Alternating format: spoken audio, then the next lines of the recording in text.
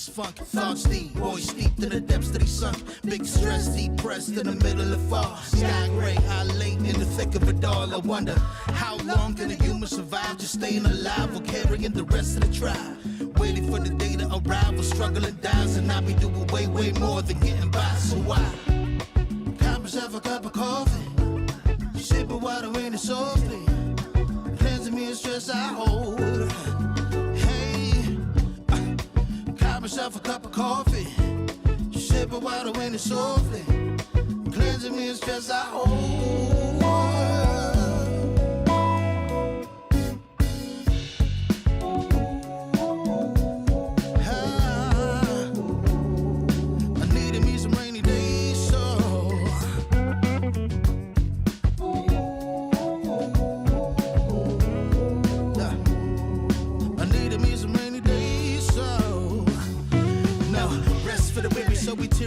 Realize life is so much more than just living a day. Every day I can sit and reflect and breathe and connect to myself and all that I've been given. See, giving up is not an option. So when I'm looking at gray skies, I'll be adopting a new way to deal with a test. Lord, relieve me of stress. The rain be looking like when blessings drop in. And so I cop myself a cup of coffee, sipping water in it softly, cleansing me of stress I hold.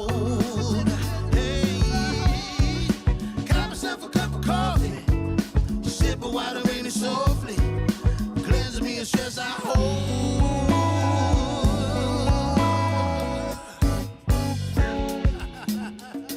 Hey, here we go. Yeah, let's do this. Y'all ready?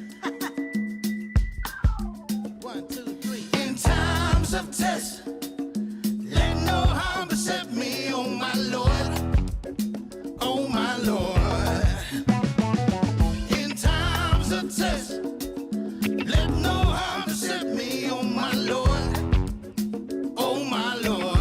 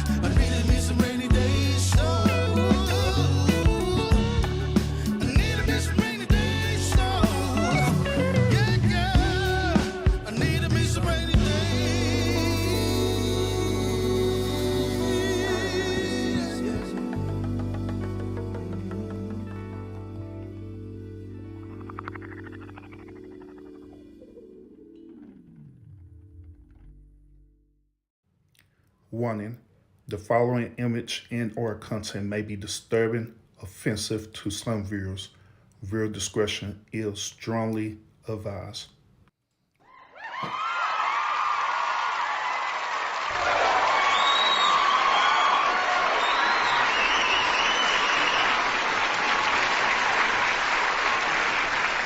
Salute, salute, salute, salute. Happy Saturday, y'all.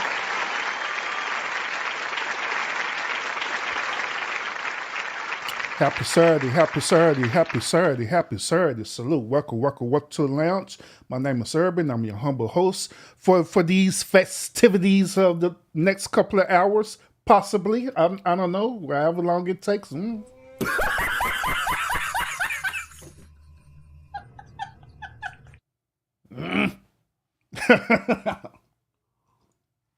But salute to y'all. Well, welcome. I appreciate y'all tuning in to this podcast episode. I hope y'all having a great Saturday. I am so far. Oh, by the way, I appreciate everybody who who tuned in earlier this morning when I did the DJ stream. I know it was early as hell I did it, but hey, I did it. I couldn't sleep, so I appreciate y'all staying up with me that early in the morning and watch me do my DJing thing. Then I did drop a whole lot of nuggets as well too, especially those of y'all who are trying to be content creators, and also those of y'all who are trying to either be DJs or DJing music on your respected YouTube channels. So I dropped a lot of nuggets on that stream. So go ahead and catch the replay on that. All right, so you can get all my wisdom on that. Okay, all right. So we got a good topic we're gonna talk about today, y'all. I already got my coffee here and everything, so we good, we ready, man. Constance, hey, Constance. Let me tell you something. All right, let me sip my coffee. I got something to say to you. I got something to say to you, Constance, boss lady. This is what I got to say to you. You better be at that game and have a great time at that game. I don't give a damn that it's hot as hell in Texas, because I know. You better have a great time at that game. You better cheer your nephew on. Give him all that positive energy, because it is not hard. I mean, it is not easy doing what he's doing out there on the field. So you do that. You enjoy yourself. Y'all enjoy yourself. You eat plenty of nachos and whatever type of food they're going to have out there, and you enjoy yourself. All right. You do that. All right.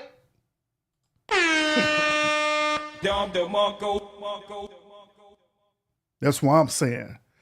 Talking about, I got my chair and everything, Urban. Yeah, you better. So if you didn't have a chair, you better sit on them bleachers. If they don't have bleachers out there, you sure as hell better sit on that darn ground.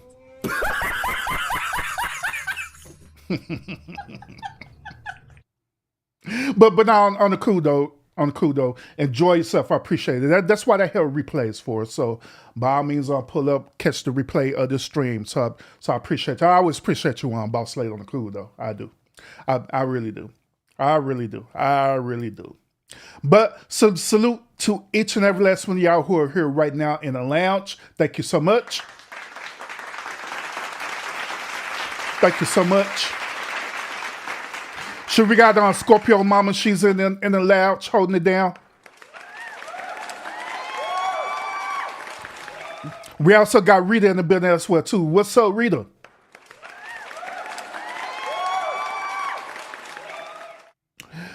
And we got my homie Lino. Sorry, we got my homie Lino in the building. What's up with it, bro? Hey, my boy is just all discombobulated right now. He like, man, Urban say good evening. Sure, I don't know, man. Good afternoon. Sure, I don't know, man. Good morning. I don't know, bro. Just whatever. Hey, work got my boy Lionel all discombobulated right now, but it's okay, bro. It's all right, man. We know what you're talking about. But salute, appreciate you on being in the lounge today, man.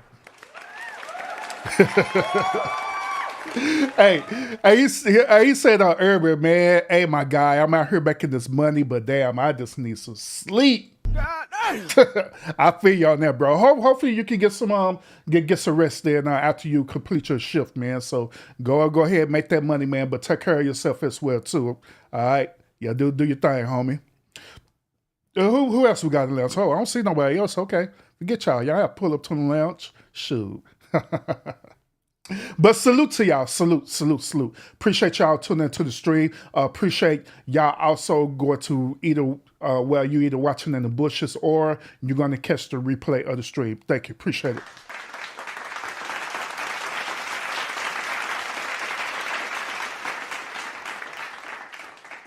Appreciate it.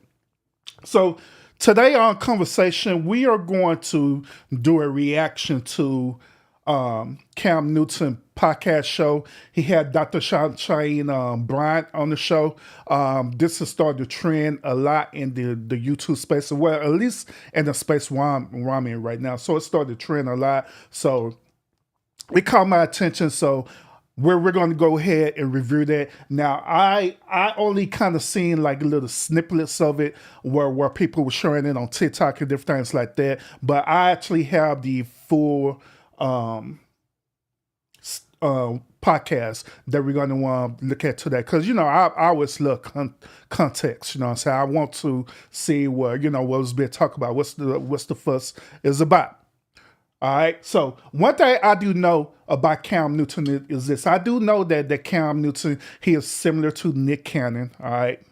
Both of them have similar ideologies when it comes to dealing with relationships. Okay. So they both believe in having multiple children by multiple baby mamas. It is what it is. They believe in spreading their loins all over the place. Who else be doing that weird stuff? Oh, Future. Future be doing that as well too, where they just believe that they just need to spread their seeds all over the place, and they're cool with it. See, the thing about it with me is that I too much don't say nothing about it, for the simple fact that when you got the money, you got the resources and the revenue to do that there. Who am I to block it? You know what I'm saying? I'm just saying. But apparently there are a lot of other people out there, especially women, especially modern-day women, who has a certain type of disdain about their decision making. Okay, so we're going to want to dive into this. All right, we're gonna dive into this. We're gonna figure out what's the conversation about, and it is gonna be what it is. All right. Of course, I'm gonna give y'all my perspective about this overall situation. All right. So without further ado, make sure you hit that thumbs up, and if you're able to share me out, by all means, share me out. So let's go and get into this thought-provoking content today. All right. So now the whole question is this, that I've been saying like through the TikToks or whatever, right? Is this: is Cam Newton truly the toxic one, and his relationship with his said women that he interact with? All right. So we're gonna dive into this, and let's find out. All right. So I wanted to start this kind of at the beginning, because a lot of y'all don't know who Dr. Cheyenne Bryant is, right? Hell, I didn't even know who the hell she was until she started trending. All right. So apparently she is either a psychologist or a therapist or both. Who the hell knows? But I noticed a trend. I noticed a trend that women, especially modern day women, whenever they go through like traumatic experiences in a lifetime, especially dealing with relationship, the very first thing that they resort to doing is seeking a degree in either therapy or being a psychologist. I'm just gonna say it. It is what it is. It is what it is. So I find this very interesting that it's another woman who is apparently claiming to be a psychologist or a therapist. Now, on this channel, I had covered a lot of different therapists and psychologists, and all of them have the same mindset and the same thing, where they want to look a certain way. Like with her, for example, she's dressed a certain type of way where you wouldn't even think that she's an actual psychologist or a therapist at all, but it is what it is. So they always have this type of this thing where they want to look a certain way. They have to look this certain type of appeal to give people advice about relationships. You know what I'm saying? So it is what it is. But let's go ahead and jump into this so we can find out more about who she is and dive more into this topic. All right. So let's go. What's good? What's poppin'? What it is, what it ain't, what it could be, what it should be, what it would be. Cam Newton, the son, Mr. Boogie, all here with another episode of Funky Friday. Now, I promise, I really do promise to give good content for the masses, but most of all, ladies and gentlemen, and boys and girls, I promise to keep it funky for your asses. Yes, Lord. Now, I would like to say the boxing gloves is on, but they slipping off. I just want to shout out to Cam Newton and this dude on style of dressing for real, man. I just want to do a quick shout out. Every single time this dude here be dressing like he the one, the Mad Hatter on them boys for real. But I mean, it's his swag, so, you know, I can't knock it, but it is what it is, I guess, you know what I'm saying? Hey, 22, what's up with it, bro? Salute. Off. You know what I'm saying? We starting clean.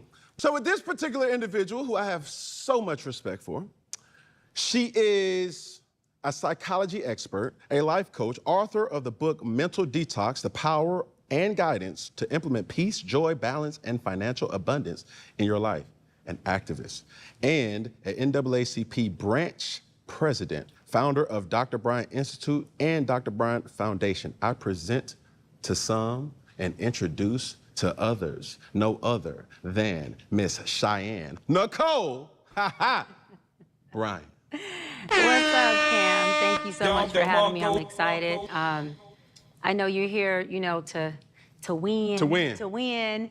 I'm looking forward to providing a lot of really good information to everyone, and especially our community, on things that can change their lives, tools that can help them get from a place that they're in to a place that they want to be in, or even come to the awareness of knowing what is that place that I want to be in? How do I get there? And once I'm there, what the hell do I...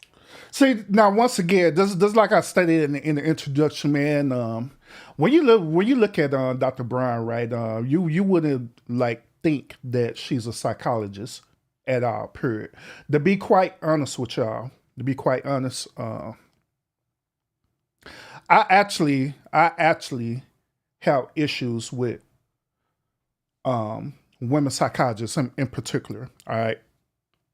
The reason why I have issues with women psychologists, especially when men go to see women psychologists, is for the simple fact that most of the time when they be giving a perspective about situations, especially dealing with relationship, they always give a biased point of view about it. They don't just stick to their clinical analysis of what they learned through their studies in a subject. They normally give a biased perspective on it. Most of the cases, the reason why they do that is because they're dealing with their own demons, dealing with past relationships, all right?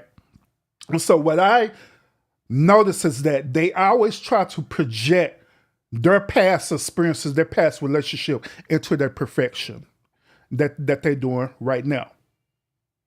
Case in point, Dr. Bryant, Lionel said, all I see is watermelon balloons. That's all I see. I can't even take this woman serious at all.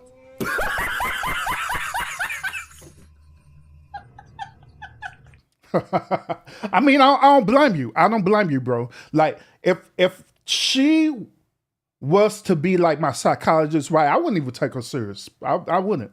I do to maintain it? What are those tools? So I'm excited. I want to thank you for having this platform, because it is entertaining, one, but it is a place where I've watched a lot of your interviews, and through the entertainment, through the laughter, through all of your amazing upbeat energy, I've been able to pick something from each interview that I watch and go, that was a gem. You know, that was something that was good. That's something that I can learn from. And so thank you for having this platform. And yeah, thank you for, you know, throwing all them picks when you was on the field. You know, I got to mess with you. That glove. Hey, here's another thing. I'm interested. I'm very interested that you said that too, Lionel, because look, here's another thing. All right, imagine you coming into her office, right? Legitimately seeking for advice, relationship advice, or whatever, right? And you're a single man, right? Here it is, you're a single man, and allegedly she's a single woman as well too, who's a psychologist, right? All you are seeing is her boobs the whole entire time. She's, dressed provocative, you know what I'm saying? Wearing these heels, wearing these stilettos and all the stuff there. I'm pretty sure she probably has some smell good on, wearing the Bath and Body Works little smell good or whatever type of perfume that she got on and stuff. And you enter into that office, right? And you try to maintain a professional demeanor with her, right? But it's hard as you as a man because next thing you know, you're finding this woman attractive. So when you low-key start trying to shoot your shot with her, right? Guess who she gonna say is the problem? She gonna say that you is the problem. She gonna say you are the one as a man that you need to control yourself. But she literally putting herself out there for that man to interact like that. And that's what I don't like about that period. I don't like when women do stuff like this. You know what I'm saying? Where they literally do this and they say this. They'll literally say, I'm dressing this way because I'm trying to be sensual. I'm trying to be sexual. This is my sexual expression. I'm trying to express myself. If you can't deal with that, then you need to get on and get the hell on or get part of the program. But at the same time, these same type of women will sit up here and literally say that men are sexually harassing them. These are the same type of women that you'll see in the workplace as well too. You sit up here working, right?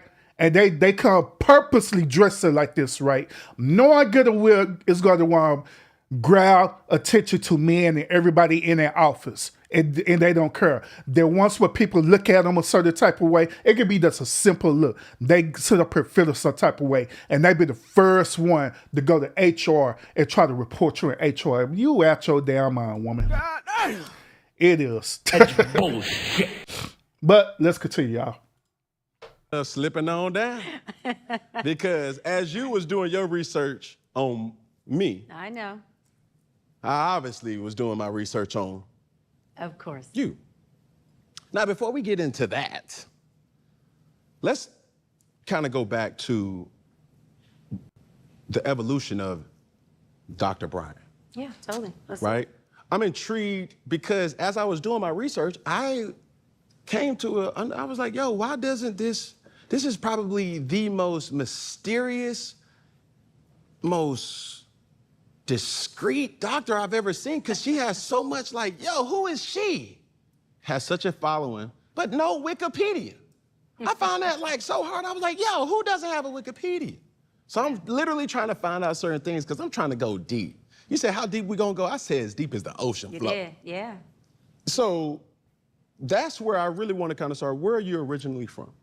I love that. I want to hit on the Wikipedia really quick. I don't have it because years ago, my team was like, let's do the Wikipedia, we gotta do this. And my thing again was not for me to get into my field or even on TV with Teen Mom and co-produce shows that I produced to be a celebrity. And I'm not knocking celebrities. I did it again because for me, my purpose is, as a little girl growing up in the inner city, in the hood, to your question, growing up with abandonment issues, growing up with brokenness and finding my way to use my platform, my books, everything about myself and everyone else's platforms, like your amazing platform, to be able to give those tools and pieces to little girls and little boys like me in the inner city, in the trailer park, I don't care where they are, who are just saying, why me and how, right? How? And so the celebrityness and the Wikipedia meant nothing to me, but the lives that I've been able to change from platforms, from being on TV, from being the president of the biggest and baddest civil rights organization, the kids who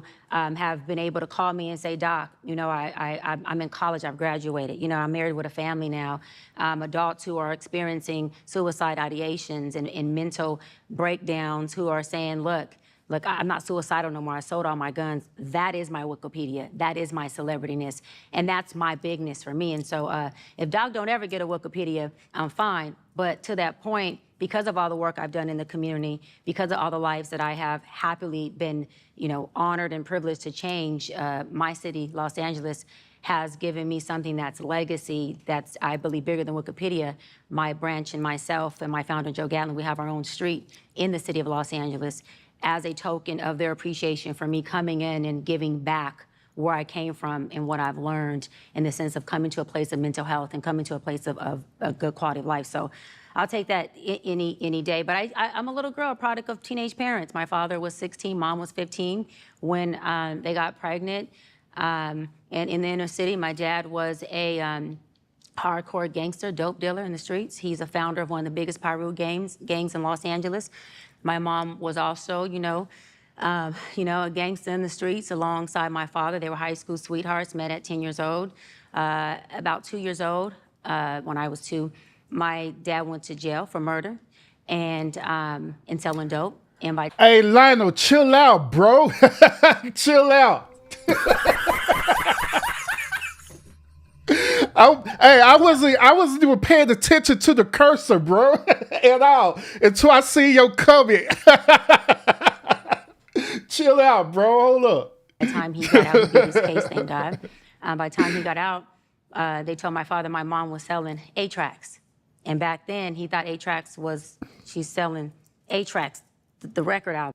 Now, y'all remember what I just said moments ago, right? That women go through for them to become either a therapist or a psychologist, right? I'm gonna reiterate it again. Most cases, the reason why people become therapists and psychologists is because they dealt with some type of traumatic experience while they was growing up, okay? It can happen while they was growing up all the way up into their adult age, okay? And so normally what tends to happen is when they enter into that adult age and they begin to experience relationships, right, they end up getting with either a toxic man or a toxic woman. And after they end up getting their heart broken or whatever the case may be, right, they go start seeking out the reason why they chose this person to be their be in this said relationship to begin with. This journey leads them to studying psychology, studying the psyche of people's mind and human behavior. Furthermore, it leads them to go ahead and say, you know what? Since I feel like that I'm a victim of this, right, I'm going to go ahead and pursue a degree in psychology or in therapy. So therefore, I know the certain trigger signs, so therefore I could protect myself in the future. They believe that it's their divine duty to protect others as well too, so they won't go through the same type of situation. But the one thing about this is that when they enter into this profession, instead of them sticking to the actual profession itself and being unbiased in the profession, they tend to be very biased. All right. And that's the issue that I have with psychologists and therapists. Can they be very effective in helping people through traumatic experiences? Absolutely can. But a lot of them are not, especially women psychologists. They're not unbiased. They're very biased, especially dealing with men. Well, I want to share this with y'all too, because I was kind of being nosy. I went into her IG, right? Because I just wanted to get an idea of how she is, how her temperament is, right? So let me show y'all her IG real quick so you can understand this. All right, let me switch this over so we can show her IG so y'all can see this real quick. All right. So this is her IG, and like just by going into her IG, man, I could I could tell what type of woman she is and what type of time she is on for real. Like, you know, this. Let me hit this. Hopefully, I can mute this music. All right, cool. No music. All right. So this is what time she's on right now. You know what I'm saying? And this is a woman who's a psychologist. All right. And this is on her professional page, by the way. This is not personal page. This is literally her professional page. Okay. Now, I know, fellas, y'all looking at this and y'all looking at this right, and y'all just saying, I know y'all are. I know y'all are. I know. But if you were to go onto her IG, right, and you just randomly seen this woman, right, you wouldn't think that this woman is a psychologist at all, period. You wouldn't. All you would think of that this is just a modern day woman out on the street for real. Facts. I'm just saying. But this is what she's about. This is what we're dealing with her. You know what I'm saying? And here's other pictures of her, out going to events and stuff, right? Dressed the same exact way, where, as Lionel say, right? She's always having her boobs out, having the melons out and everything, you know what I'm saying? So she had that going. Every picture is like this, just about what she had to show herself. She had to show people her body. She had to want to get this approval for the general population every single time. But all these pictures that you're seeing with her, you wouldn't think that she's an actual psychologist at all, period. You just think that she does a normal modern day woman doing her modern day thing. I'm just saying, and so she's pulling up on these different podcasts and, doing her thing, pulling up on these different podcasts, dressed the same exact way.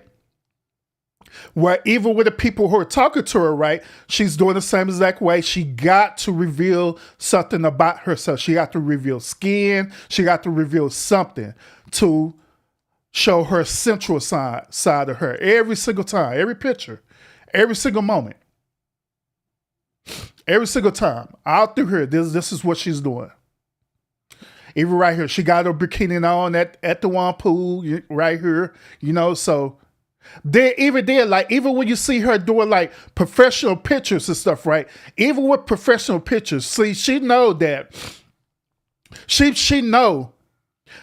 when she had to be in a more professional environment, she know that she had to cover up.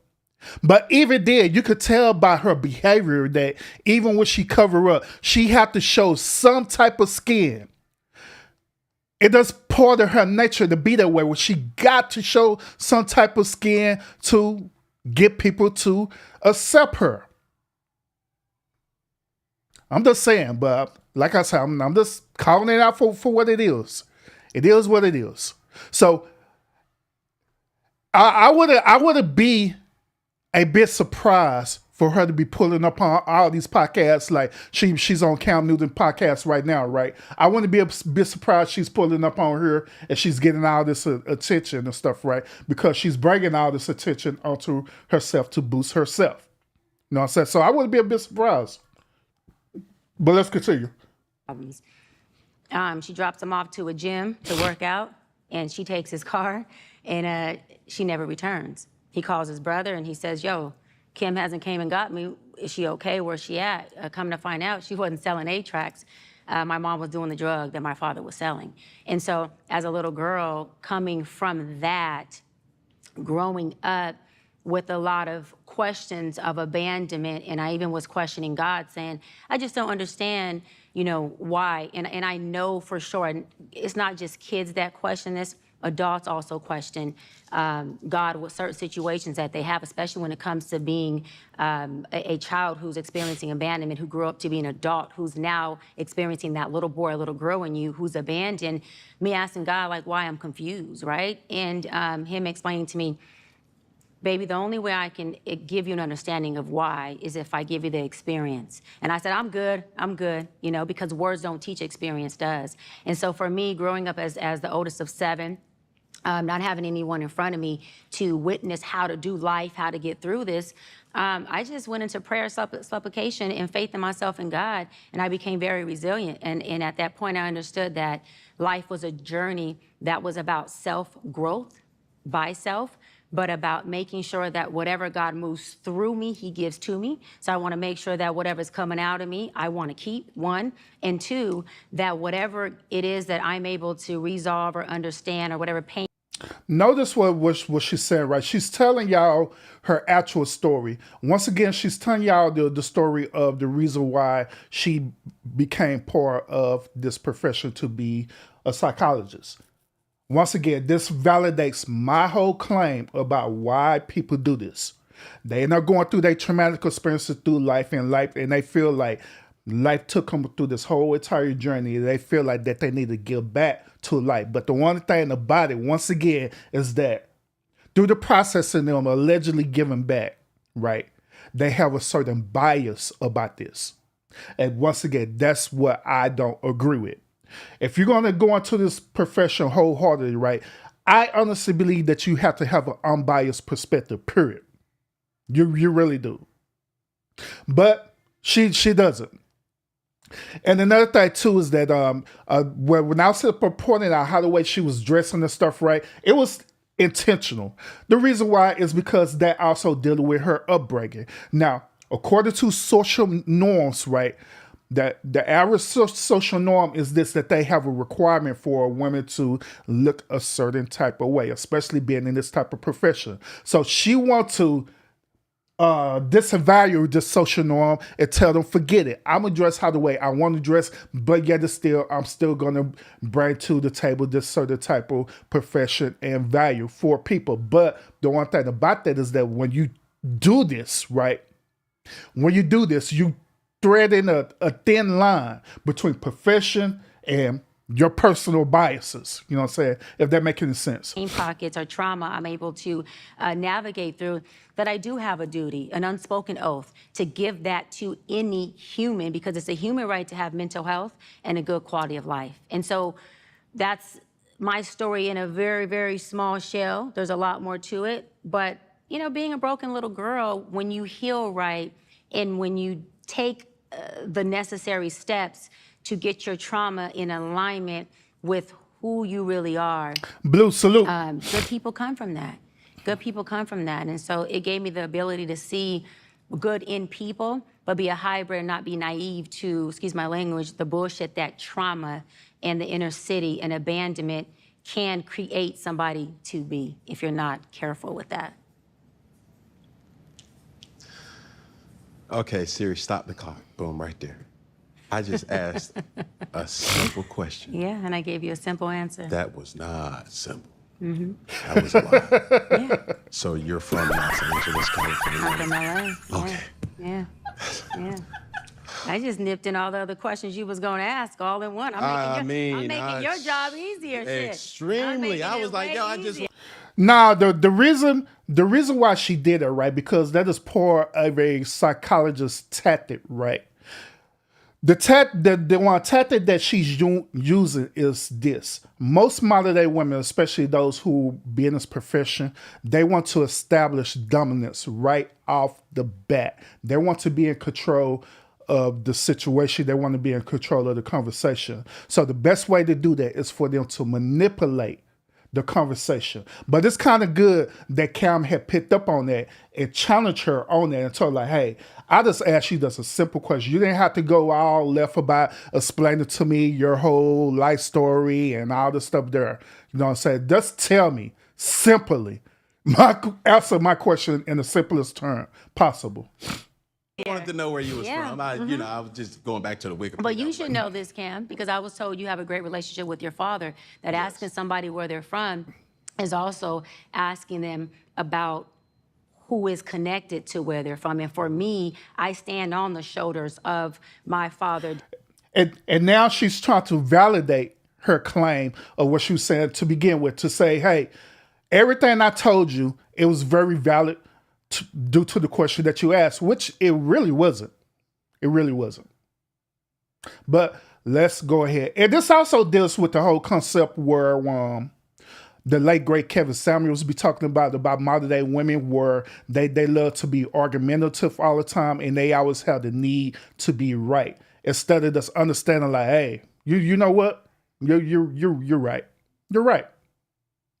Then, like I say, even on my platform, I deal with it all the time. I deal with different levels of, women who come through here, especially modern day women, where they have this need that they just got to be right all the time, where, you're not right all the time. Just gonna take the L. But also, it's different from us as men, right? If we're no we wrong, we'll admit that we're wrong and we'll retract what we'll say. I do a lot of the time on here because I know that not all the time I'm not right. I told y'all out of 100%, 95% of the time I'm right, and there's only 5% of the time where I'm literally wrong for real. I'm just saying. Darren, my mother Kim, my grandfather Bailey, and my grandmother Mariah. So for me to say where George, I'm from salute, without welcome. saying me standing on their shoulders is an incomplete narrative. And so I can't say that without saying I come from them who I'm standing on, and this is the product of it. I get it. Yeah. But I was just trying to But we there. So say where less. we going? We there. So let's drive this So thing. See, now even there, he trying to tell like, but that ain't what I asked you though. And he trying to correct her and tell her like, hey, no, you're wrong. But she don't want to just accept it by saying, you know what, you're right. My bad. I'm sorry. Ladies in the chat, why is it so hard for you as women to just apologize? Man, this text is weather a bit hell. My allergies just acting the hell up. My bad, y'all. But why is it so hard for you to just simply say, I am wrong? I apologize. But let's continue. Hey, where are we going? the question is, with me doing my research, educated, highly educated, very articulate. So I'm really curious to know this question. Were your parents married? They were not. They were together. And do you think that had any type of impact on the woman that you are today? Oh, 100%. Absolutely. Well, how though? Yeah. I love that question. It impacted me in a lot of broken ways, but it impacted me in a lot of really healthy ways. Contrast, which is something most people don't like, really is our best friend. And so I always say as a little girl, no pun intended to everyone who raised me, but I saw a lot of contrast. I saw a lot of who I didn't want to be like. And so what that did was, and this is for the people who don't know where you want to go, don't know who you are, but you know you don't like your environment, you don't like where you're at. This could be at any age. I always say it's not where you're running to that'll get you there. Oftentimes it's what you're running from. And for me, it was me running from my Hey, I'm glad that you are honest about it, Joy. I'm just saying. I'm glad that you're honest about it. That you're literally are allergic to apologizing. That is a great, fair assessment to that, for real. I'm just saying. Lido, he said this, I think it's unhealthy to keep talking about how broken you are, hey. And that's another thing that's interesting about this, you know what I'm saying, is that once again, she's supposed to be the professional. She's supposed to be the psychologist. She's supposed to be got over that hurdle or whatever it is that she dealt with, right? So she could give concrete bias perspective to help others, right? But in most cases, these psychologists, especially these women psychologists, they never cross their hurdle. They always have a biased perspective. my contrast saying, I don't want to be that, or that. I don't know who I want to be at this point. When I was younger, I don't know where I'm going, but I put my track shoes on, Cam, tied them up, and y'all may see these really pretty heels on today, but I say it every day, my track shoes will never come off, because me running from that has gotten me to a place of, you know, as you said, and thank you, being very educated, to being able to take care of my mother and my family, to being a doctor, to doing things that broke so many generational curses. But it also created a very broken young girl, which caused me to have to just self-reflect and take inventory on why do I behave like this, and why do I show up like this? And what is it rooted to? What is that associated to? And so for me, getting to the seeds of my harvest allowed me to really have a sense of self, of who I am, and where to come from. And then really quick, and when you do that, it allowed me to have this intense forgiveness for my mother and her addiction, because finding out who I am helped me really understand who she was. And it helped me have compassion for trauma when I started to understand how hard trauma was for me, and I wasn't even addicted to anything but my trauma, because that's all I knew.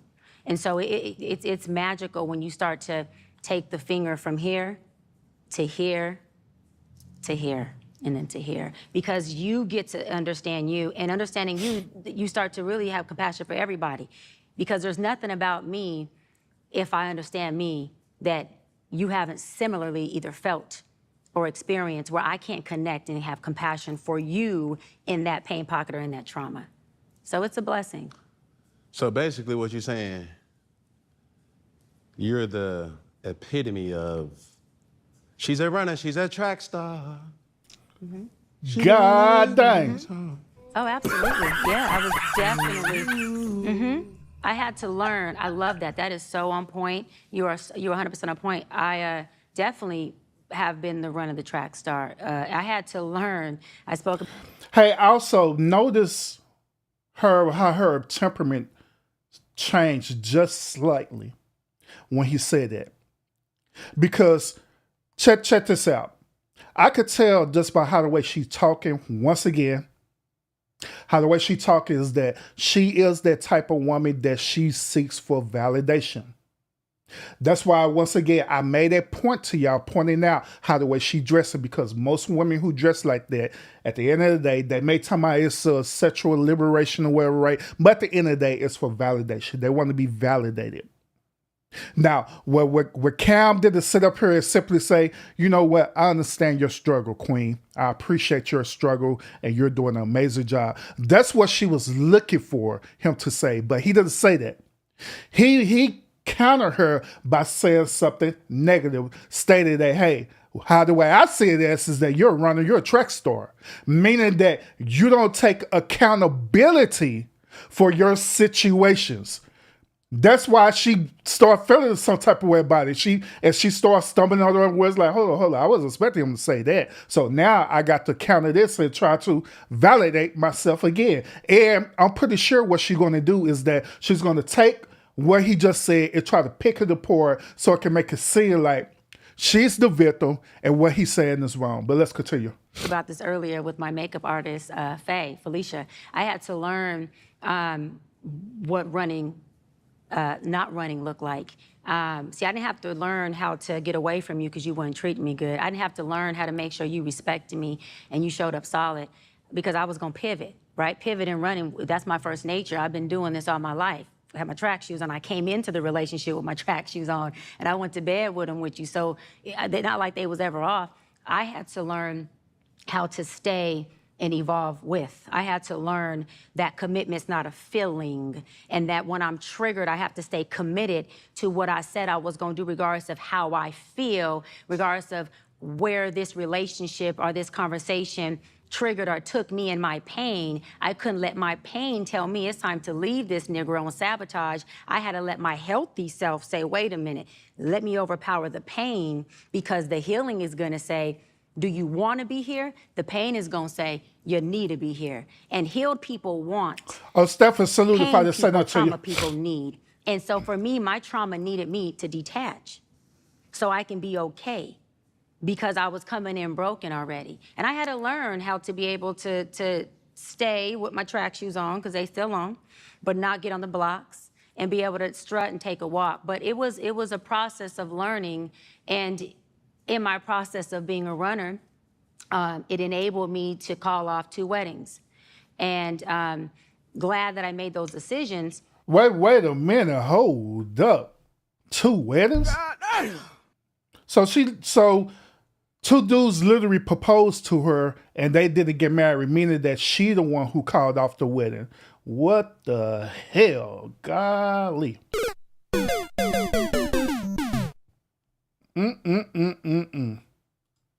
But it helped me not stay longer where I wasn't supposed to be. So my running helped, but it also is a weapon.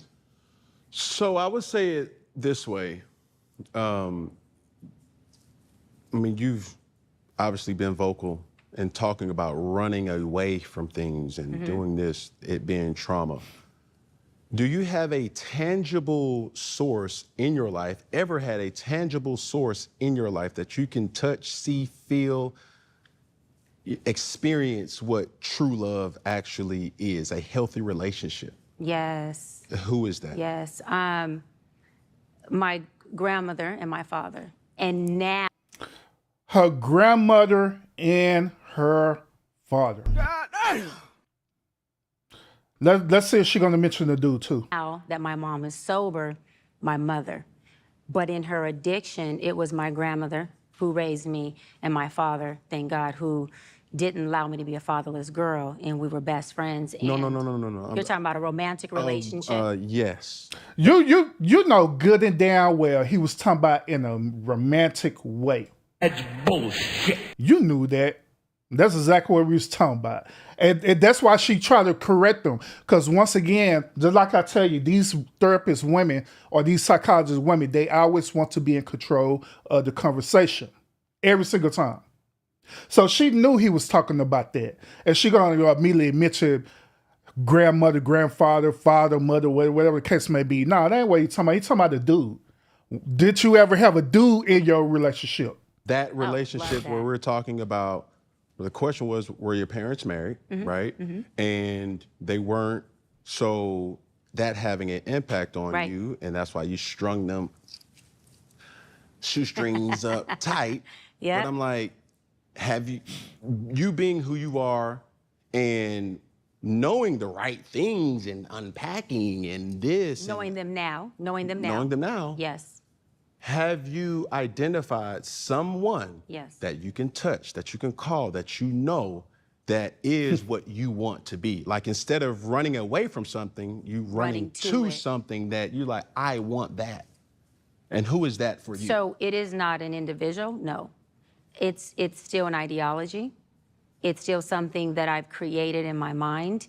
And so there's not a person that I look at and I say this very humbly, besides myself, because I've done a hell of a job of working through my pain pockets. I've done a hell of a job of getting myself to a place of thriving and no longer surviving. And so that person is me. I look at myself and I say, I want to be you. I look at myself and I say, you know, I love you. I look at myself and I thank that little girl for surviving. And then that little girl looks at that woman and she says, thank you for learning to thrive. Because now I'm able to be a little girl and do the things I can do. And I no longer have to protect you as a woman and show up in your relationships because there's no place for a little girl or a child in adult relationships. Not just. Okay.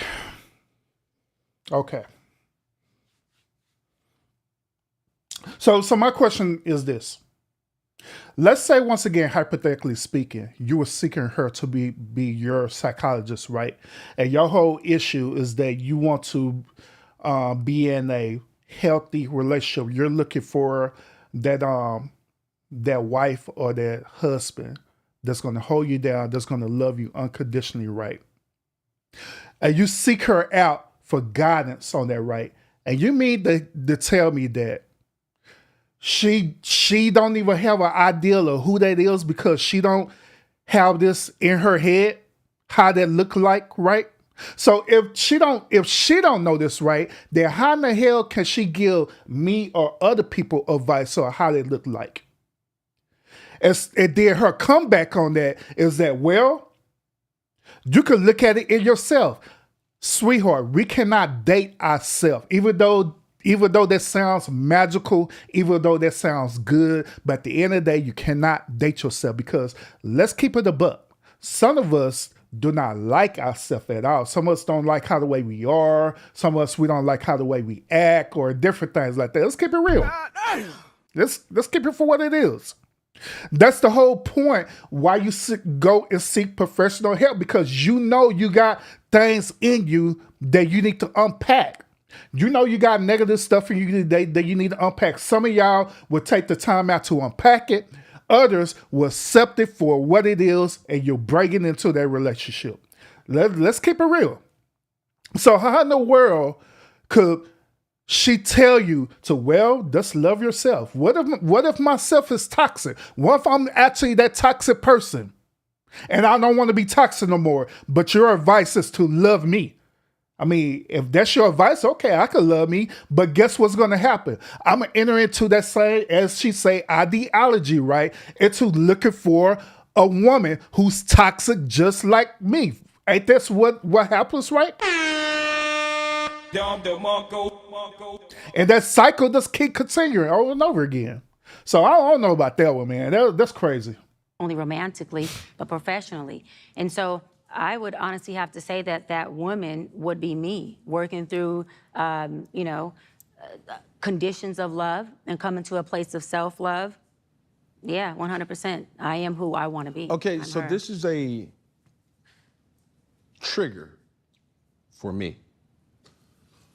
Because if you've never witnessed it firsthand, a healthy relationship, you Yep. find that source in yourself, which Well, I never said I haven't witnessed a healthy relationship. Is there a person, you Tangible. said, tangible source that I look at? Nah, don't do nope, don't do that. Don't do that. You knew what he was talking about. You know what he was talking about. Stop trying to be argumentative, stop trying to be right all the time. Where I'd want to emanate or be like, no. I've witnessed healthy relationships, yes, and I've been in healthy relationships, yes. But anything that I've witnessed as far as a person that I want to be like or emanate, I don't have that. No.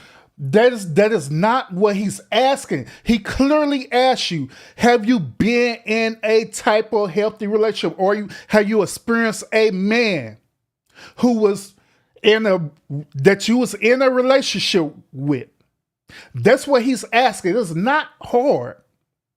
You said no. Now you're saying yes. Make up your mind. Or you saying yes, or are you saying no? Because at this point, You're a lying sack of crap. You're a lying sack of crap. You're a lying, scheming, stinking, nasty sack of liquid crap. it's not that complicated. I'm just saying. So it's triggering to hear that, knowing that if things get shaky, rocky, everybody wants somebody so they can run off in the sunset with. Katie With, Sloop. keyword with. Yeah. Right, But right. this is the thing, though. And my mom is an angel. And I always love having real conversations Right. with my mom. She's a church-going, God-fearing woman. All she knows is my dad. And I use her for a source of wisdom, and she used me for a source to stay hip. Nice. And she says this about relationships.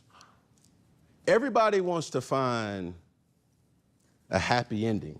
Right. And they want to find heaven in a person, right? And run off in the sunset. But the reality is nobody wants to find somebody who's worth going to hell for. That's real love. Because that's understanding that you're not a finished product. Right. You're worth finding the best version of you. Of yourself, yes. And you running away or not having a person in your life that can assist, help, you go to and say, girl, let me tell you, Tyrone, he doing it again. What do you do like when Tyrone ain't answering his phone and I know he say he at work, but I don't know, I done looked at the other girl Instagram and they in the same blah, blah, blah. You know how. Let me address this, because part of it, I agree with him. I agree with him on the part of that. If you truly love a person, then yeah, you're supposed to go through the trenches with them. It's supposed to be heaven at one moment, then it's supposed to be hell on another moment, because that's the reality of the human experience. So I agree with him on that. I rock with him on that. But that other part, I don't agree with him at all. This whole part about your work in progress and different things like that, I don't agree with that at all. Hell, I hate it when people say that. I hate it when preachers say that. Hell, when I was in ministry, I used to teach people about that. Talking about God say that you're a work in progress. You're not done yet. That is 100% bullshit. That's bullshit. It is. Let me ask y'all this question. Since we're talking about this, right? Let me ask y'all this question. When do it come to a point of time when you be the actual finished product? Have y'all ever thought about that? When do it come to a point of time where you're an actual finished product? Because obviously, if you're working on something, right, that means that it's a beginning, and also it means that it's an end. So when do it come to a point of time where you reach that end? When do they happen? How do that look like?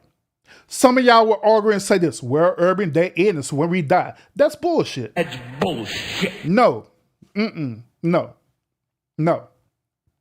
I'm going to tell y'all the truth about this. Y'all going to disagree with me? Fine. But here's the truth. The truth is that you are indeed a finished product. You always been a finished product. And that is facts. I'm a finished product. You're a finished product. You always been a finished product. You always been a finished product. How's that possible, Urban?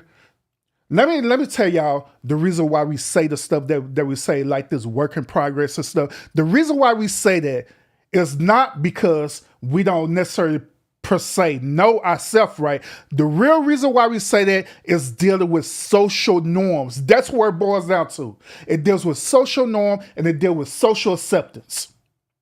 It's other people who are telling you that you is a work in progress because you is not the ideal type of person that they want you to be. So they will use these triggering words saying that you is a work in progress because they want you to be a certain type of way. Let's keep it a buck. Let's keep it a buck. That's what it literally is. It's dealing with what people perception about you is, not how the way you perceive yourself to be. If you know yourself and you know who you are, then you are a finished product, period. You're finished product, period. That's why it's important for you to know who you are. Therefore, you don't have to listen to societal norms to tell you or dictate to you how the way you should be. Because that's where it boils down to. That's where it boils down to. That's why we be sitting up here having like these relationship problems all the time. That's why we be having these problems with being accepted into the culture because you trying to get validation. That's like I'm pointing out to her right now that she wants validation. If she truly found herself right, then she would not need validation, period. If you truly find yourself right, you don't need validation, period. When I went through my process of finding myself and finding who I truly am and who I am today, I don't need y'all validation because I know who I am.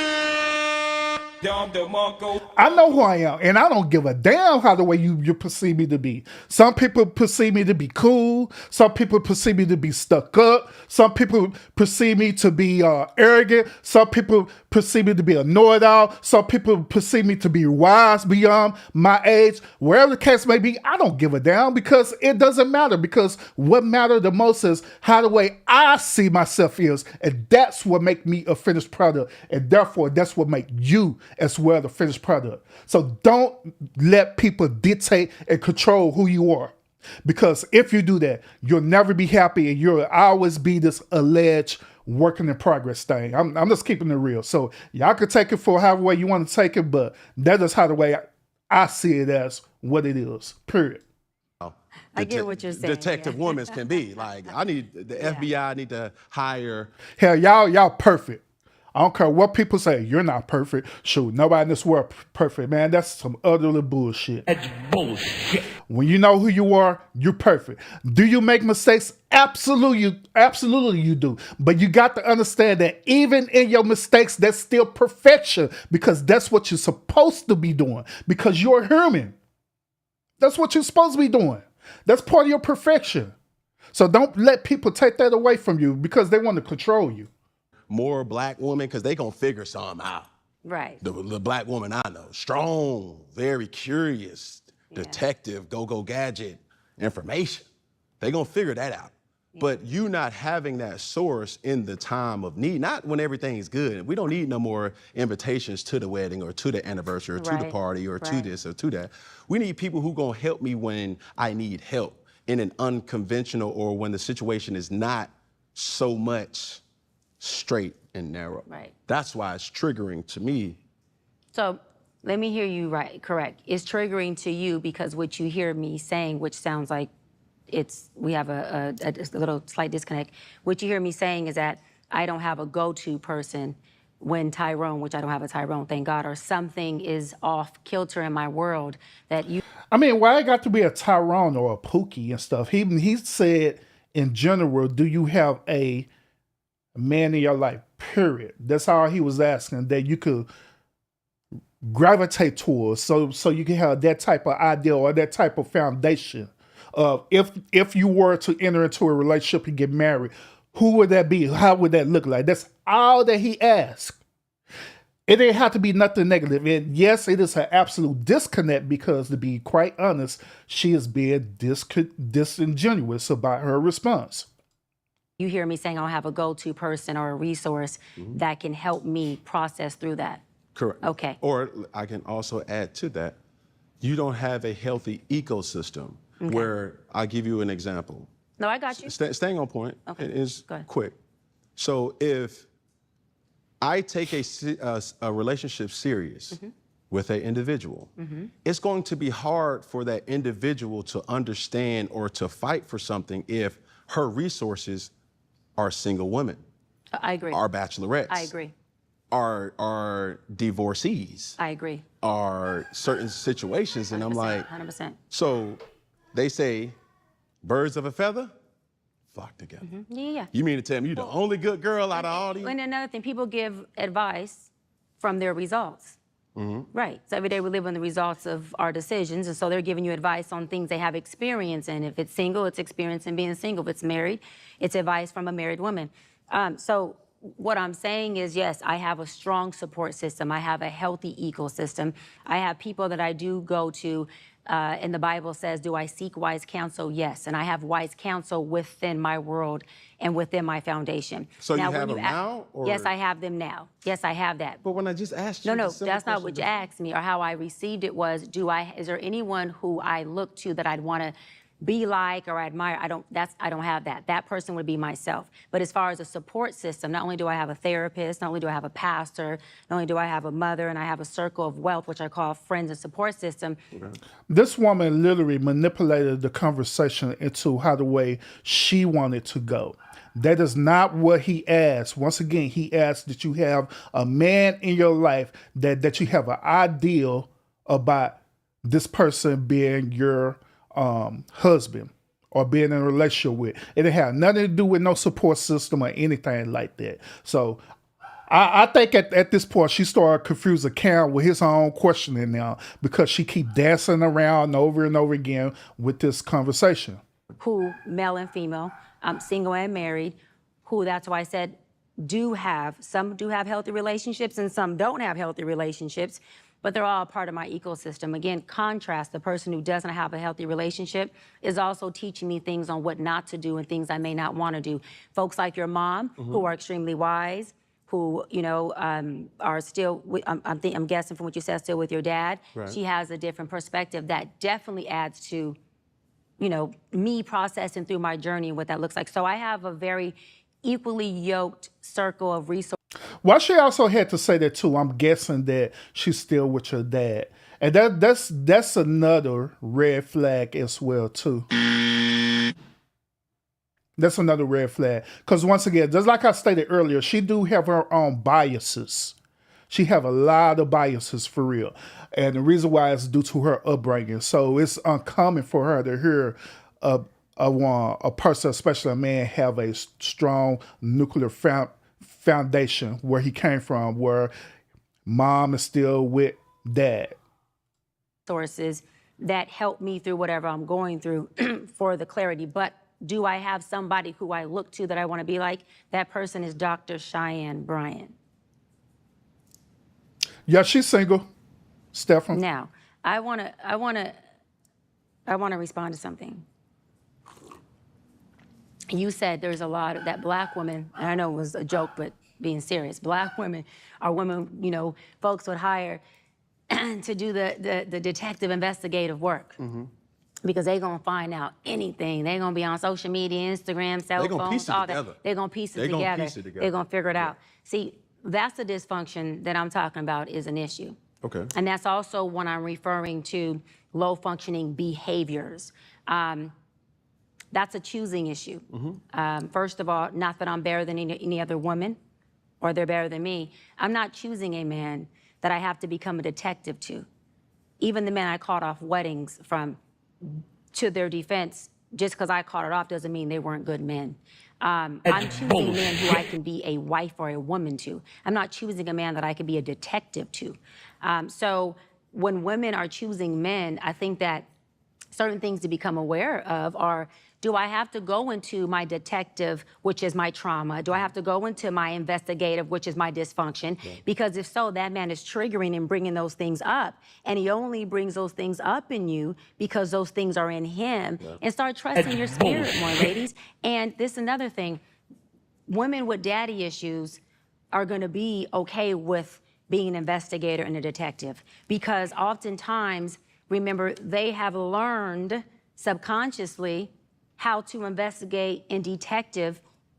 Why is daddy not here in the household? So it doesn't. Not her pop the balloon. Not count popping the balloon, bro. I hear popping the balloon. Make me say, why would they not grow up thinking the norm is to wonder where you're at, to wonder what you're doing, and to wonder why you're not there, and think that that's okay based on their norm of daddy issues. I have a father who we were best of friends, who was extremely, extremely involved in my life. A father, a daddy, everything. So I never had to wonder or investigate my father. I never had to wonder or investigate his motives with me. Mm-hmm. So I don't navigate the world thinking that that's the norm to try to figure out or investigate on social media, through your cell phone, through anything, what your motives are, who you are, what are you doing. That is an unhealthy relationship. That is your trauma and your pain choosing for you. And I would offer that any woman who's in that situation get help. Leaving isn't easy. And to learn how to choose different, learn how to choose better, because you deserve better. And let me go further. The man who you're investigating or you're feeling like you have to do these things with, and you can't just be in a safe space, you can't nest him, he also deserves better. And his getting better is you pivoting and leaving and telling him that he needs to get some help before he can be with a woman who is of your caliber. And when I say your caliber, who's willing to get help for yourself, so you choose different. Notice what she's doing now, where she instantly disengaged from Cam and she's actually talking into the camera. She's purposely doing this is because she's manipulating her audience. Preferably, she's manipulating her women audience. She's manipulating them to give a emotional response, okay? She's manipulating them because she's trying to use this as an emotional trigger point to try to plug her in, to say that the things that you're going through, that yeah, you need to seek some type of help, preferably through her. Or if you can't get through her, which she prefer that you do, then you could get it through any other type of therapist. But in reality, she preferred that if you were to seek that therapist, that you need to seek out a therapist like her, a woman therapist. That's going to give you a biased perspective. Daddy issues don't mean you got to be with your daddy. It just means you got to take inventory of what daddy who you didn't have looks like and stop choosing that kind of man. Next question. And notice what she did right there. At the very end, she turned back to Cam and say, next question. Once again, that solidified my argument, saying that she wants to be in control of the situation. She wants to be manipulative of the situation. And therefore, that's the reason why she's not married yet, because she have this type of masculine energy over her where she got to be right, and them dudes did not want to put up with her bullshit. That's bullshit. That's where it boils down to. Now, if the two dudes, right, if them two dudes were indeed toxic for her, right, she would have said that right off the bat. The reason why I'm not with them is because they're toxic as hell. But she never said that. She never said that. The reason why she never said that is because I can pretty much imagine that both the dudes that she with, that they was beta males. Beta! Both of them was beta males. And when it came down to it, them two beta males got tired of her bullshit, and they were like, I'm tired of you sitting up here. I always got to be right all the time. You know what I'm saying? I'll get tired of you literally sitting up here got to dominate the conversation, dominate the argument, and use your little manipulative psychologist tactics on me to be the way how you want me to be, instead of accepting me for who I am. So she called it off because they want to play ball no more.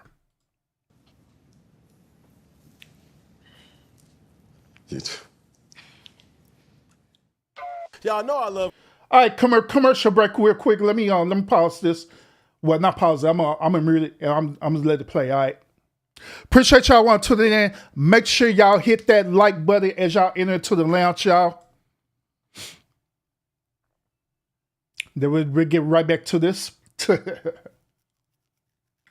While I'm on count, plug it in. Well, what's this Game Time app? Hey, actually, that Game Time app is pretty cool though, because I used it a couple of times to go to one games. All right, so Game Time needs to let me be a sponsor, because I sponsor the hell out of there for real.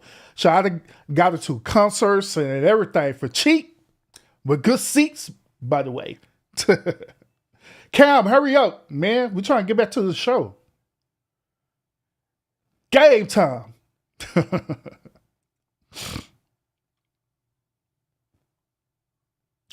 Lord Jesus, chop. Use the code FUNKY, y'all. I guess I'm plugging in Game Time, all right? Game Time.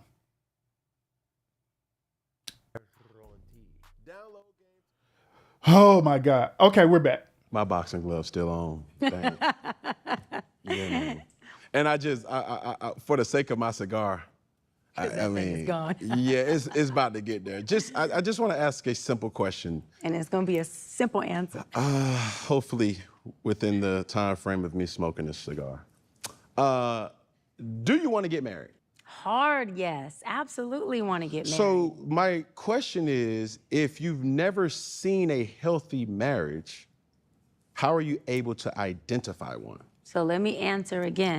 That's a good question. That's what he been asking. He just asking it in different ways.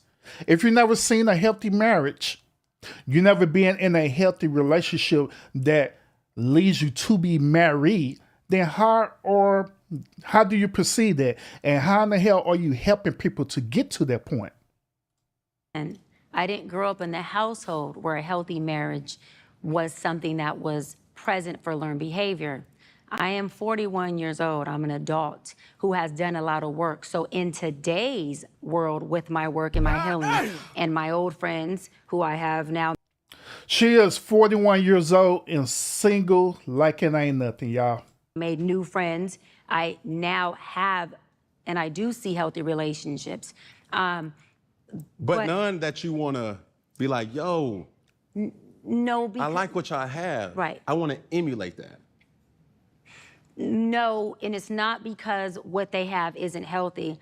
It's because I have a strong sense of self. And I'm not knocking people who look to other people and say, I would like that, or I get what you're saying. There's nothing wrong with that. But I have a strong sense of self. And well, whenever a woman say that they have a strong sense of self, that means that they're controlling as hell.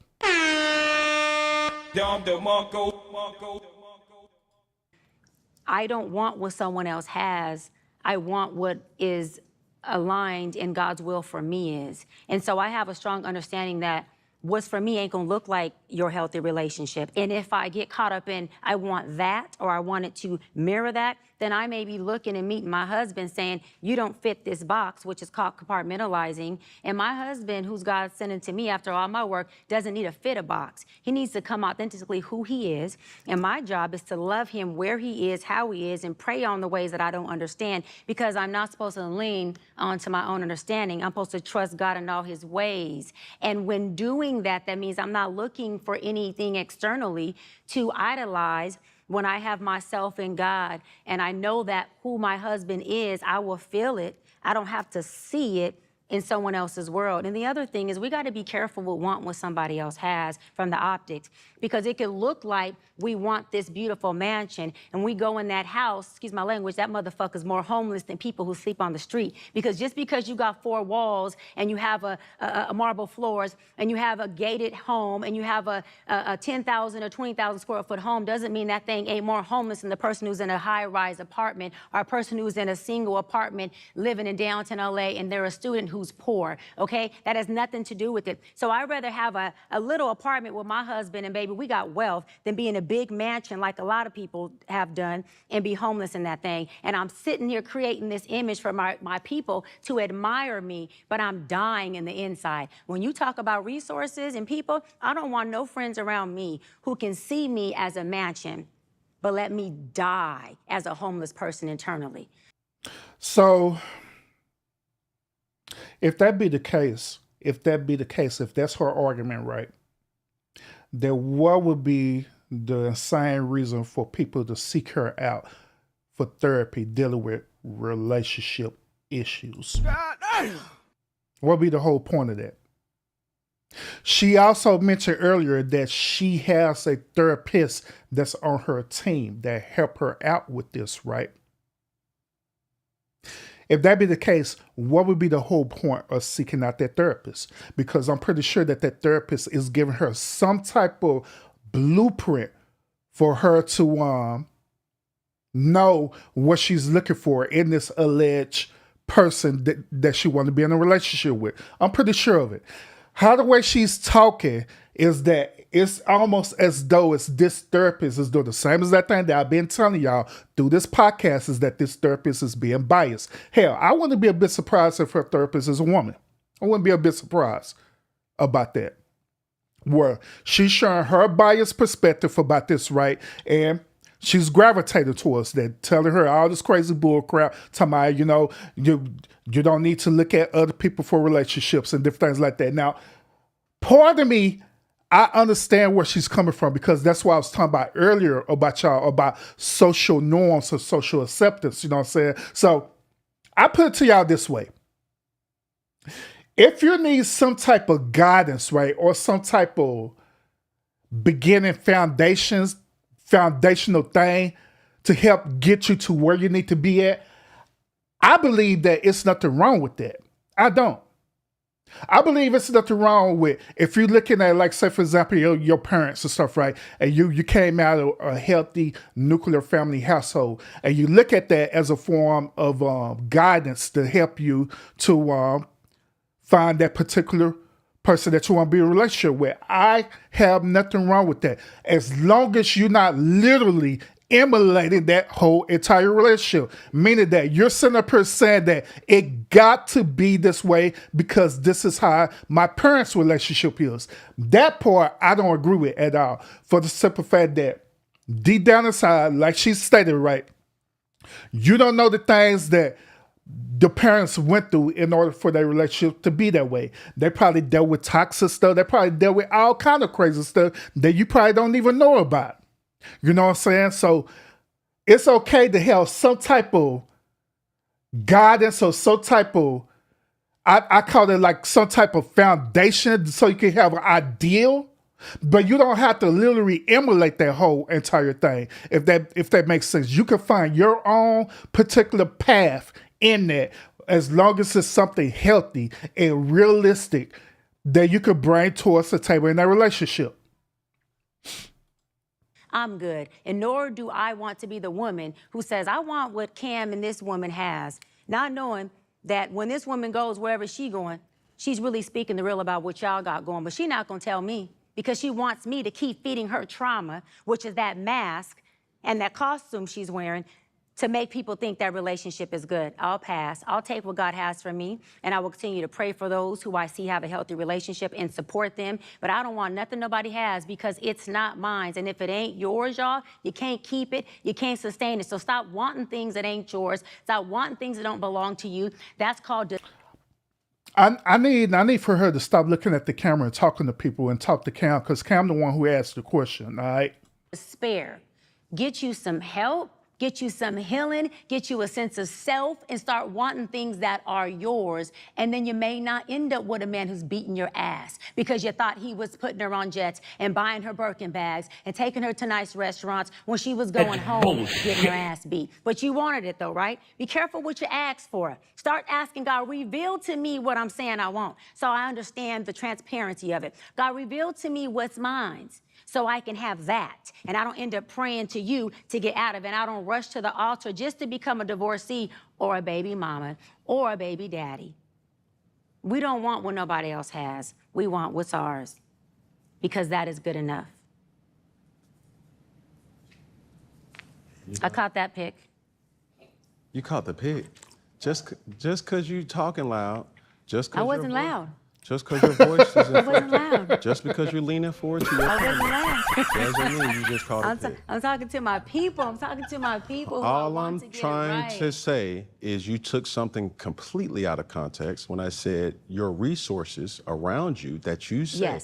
Yes. We She cleared that did. up, though. Yeah, but the resources that you have around you of healthy relationships, They are. not that you want that. You said, you took what I said and yeah, I said, I want that, but it's not, I want No, what they have. I don't. It's more of an admiration for what they have. No. And it's like, yo, like I admire that about their relationship. There you go. Now, hold on. Because the latter part, I have single girlfriends I admire how they are as women. I have married girlfriends who I do admire their relationship, meaning I love that it's healthy for you. I love that you and him Yeah, but are you're talking doing about this. mansions and beating and but all that. I Cam, ain't mentioned none of And then also look at what she's saying to try to deflect right now. She talking about I got girlfriends who like I admire, and once again, that is not what he's talking about. He's not talking about that at all. He's not talking about your single friends. He's not talking about your single friends. Definitely not talking about your single moms. You let him hit it raw. You didn't have second thoughts. Now you a single mom. He's not talking about them at all. I don't know why this is so hard for her to accept. It is so crazy. hold that. on, I Cam. just said- Cam, if it went over your dreadlocks, bring it back. Yeah, Let's but stay you're here. talking about you catching pics, but you just over Cam, here just Cam, you on a don't- TV Cam, don't- timeout. Cam, we're not on the football field. Let's bring it back here. Yeah, but I you took it used to the the football analogy. field. I'm She the one who used the analogy. Like, what the hell? God damn. sorry. We're back here. I brought it back, baby. I'm sorry. I'm so sorry. it's okay. That's okay. I'm not flipped. And once again, she got to establish domination. She got to establish control. And this is the reason why this woman is single, y'all. Because dudes is not going to put up with it. No man in his right mind is going to put up a woman who is controlling and argumentative. It is what it is. Leon, I'm here. Say less. I'm here. Yeah. So all I was saying is you saying that that's what I like is more of a wordplay to saying I admire what they have and I want to implement that into my relationship as well. Single people can't coach relationship people. And I think that is what happens too often. So when I'm asking questions about resources, when I'm asking questions about you, hard yes for a Yeah, married of man, course, yeah. I'm saying I'm triggered when I hear that as a man. Yeah. When I ask you, do you have healthy marriages that you've seen, witnessed, Yes, been a and I part have, of, yes. or admired? And you clearly said no. And I clearly said yes. But my You did not say that. You said no. Lord Jesus.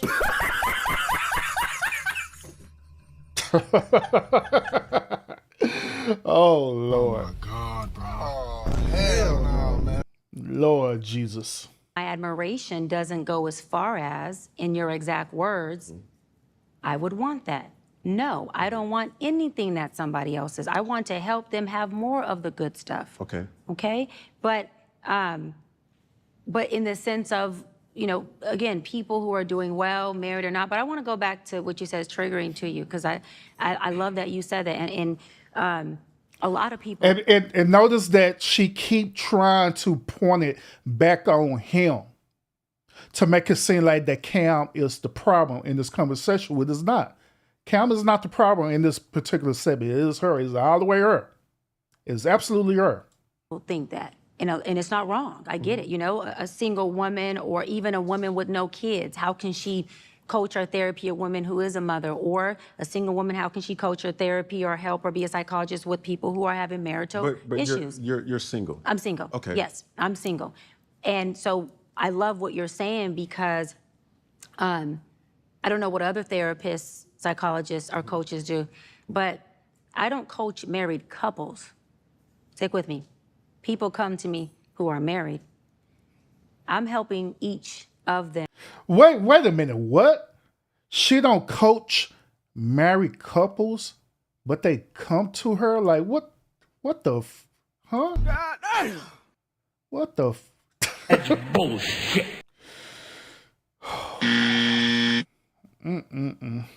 Them process their own stuff.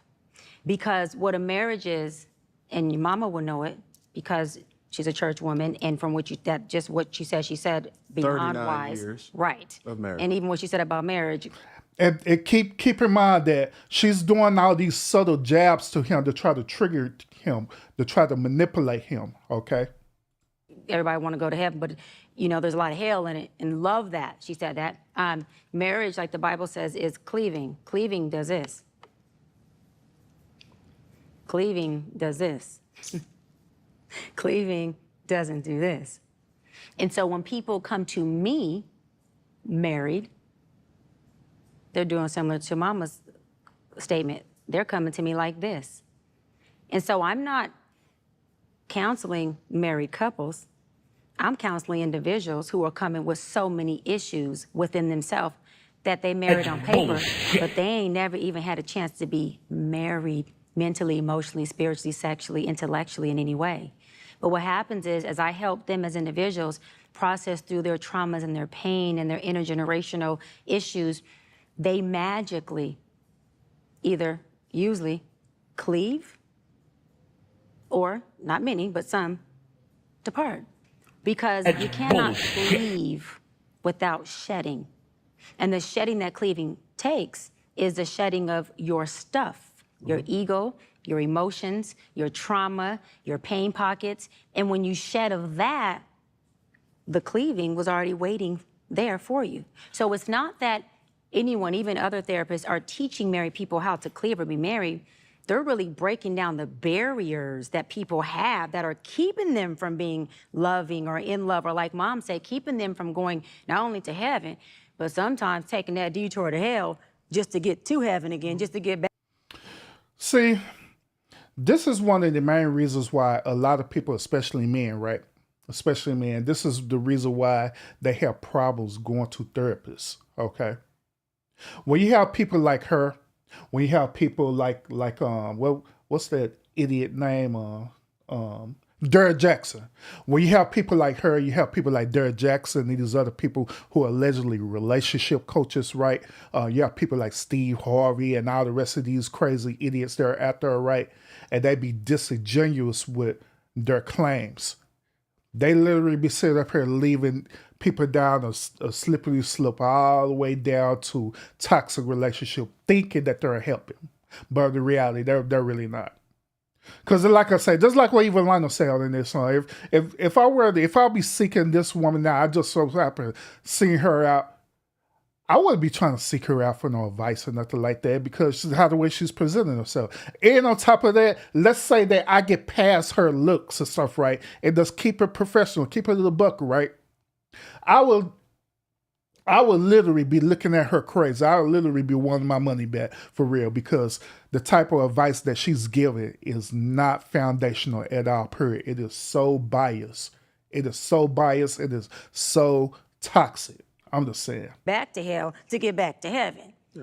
And so I don't teach them how to be married, because I don't think that's something that can be taught. I think that comes through each individual marriage couple, because there's not one way to do it. I'm helping them break down the barriers that are keeping them from what they really want, which is to be safe, to be in love, to go to this heaven space, but to learn how to have the bandwidth to get through the journey of hell that comes as well. Yeah, I must ask this question because I'm a product of this. Yeah. Has your profession affected your outlook on a relationship? 100%. How? My husband will be very, very grateful to all of my clients these past 16, 17 years, because my female clients have helped shape me to have more compassion. It has helped shape me to have better understanding of the pressures and the seasons that come in motherhood, that come in marriage. And my male clients, particularly my Black male clients, the married ones, have really gave me insight on the.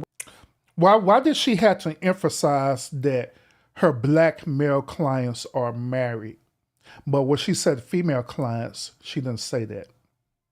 What y'all think about that? Weight that comes with being a husband, being a father, how much they really are giving their all and trying their best, but it looks different to her. And so learning how to read and communicate, Cam, what does it mean when you text me randomly throughout the day and just say, what are you doing?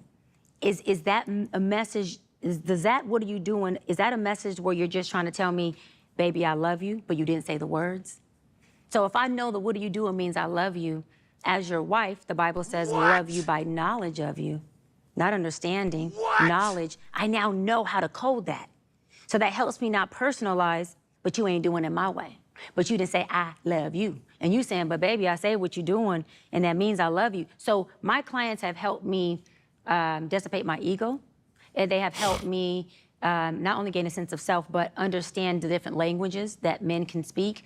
Also, it's allowed me to have more compassion and break my fairy tale ideology that women have. I always say this, men get married and become a father and go, oh, shoot, okay, I didn't know it was gonna take all of this. Game time, let me try to figure this out. Let me try to see if I can do this and do that and get the card and do this and love her more and balance all this. Women, we meet you and we're like, our idea and our fairy tale is you are Prince Charming, honey.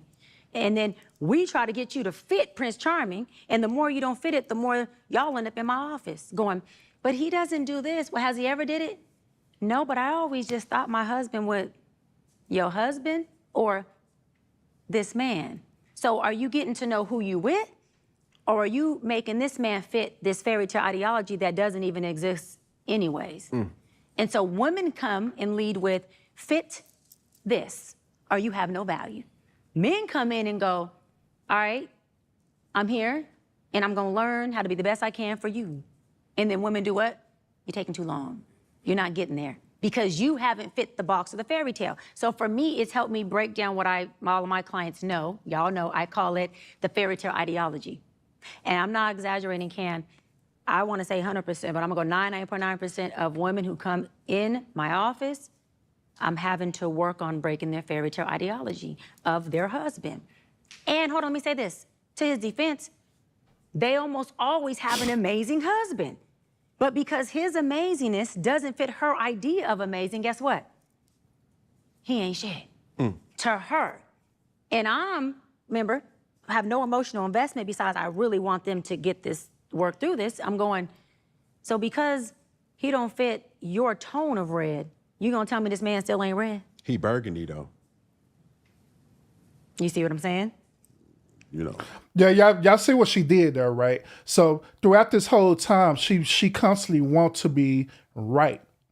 So if everything else fail right, if everything else fail, you have to resort to going back and saying some things that a person could relate to so they could give that, you know what, you're right type of thing. And that's what she's doing in this situation. She want Cam so badly to accept her right is that she resorted back to, let me go on to say this thing right here. And I know he's going to agree with me. And so when I get him to say, yeah, you're right, then I got him.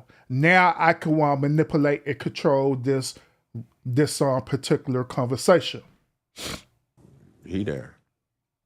Drinking and driving is a decision. No, Lord, Cam, let's skip this. All right, get to that. Ask or must ask in this situation. First, in regards to the women, I don't really want to attack or you know really speak on your clientele, but obviously with my research, you spoke about low functioning individuals, male and female. Hey, and that's What's a the little work. percentage of males or females that you counsel that are low functioning? What's that percentage? I love it. Collectively, or you want me to go male and female? Break it down from male and female. Okay. I would say, interesting enough, I would say that there are 70% low functioning women, 40% low functioning men. What? What? Yeah. Okay. Yeah. Now, with those low functioning men, did they ever say that a man of high function will never really know true love? No, I don't even believe that, but no. Okay.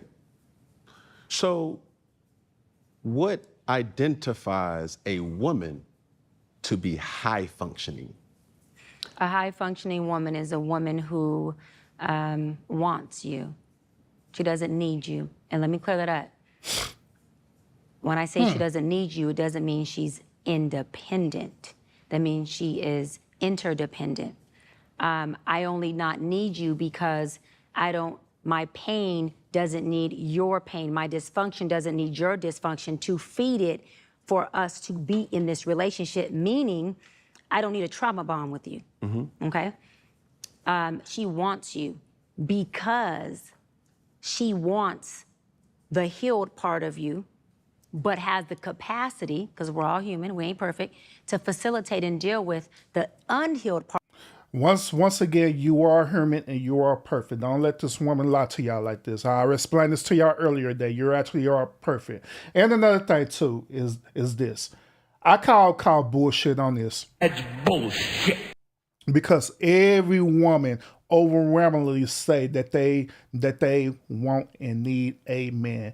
This is a feminist ideology that feminist women or modern day women say all the time, where they always say that I'm interdependent. I'm interdependent.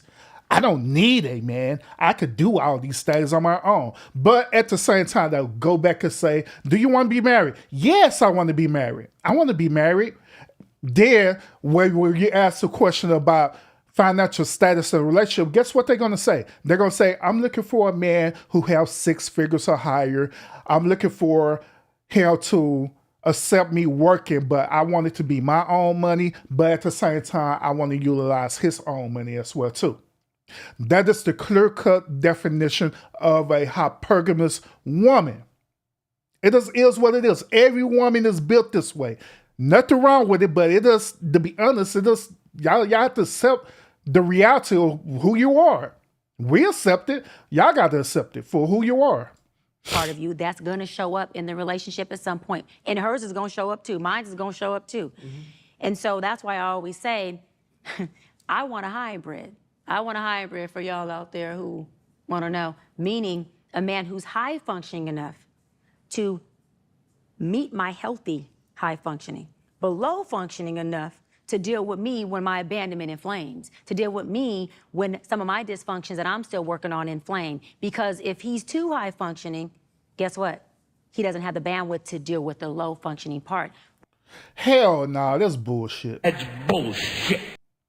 Heck no. So in other words, she want a man who's going to put up with her bull crap, right? But at the same time, remember what she said earlier, right? About that dude. She said earlier that she don't want to deal with a dude who is toxic. So make it make sense to me. It is okay for the dude to put up with your bullshit, right? But it is not okay for you and other women to put up with his bullshit. That's pretty much what she's saying, right?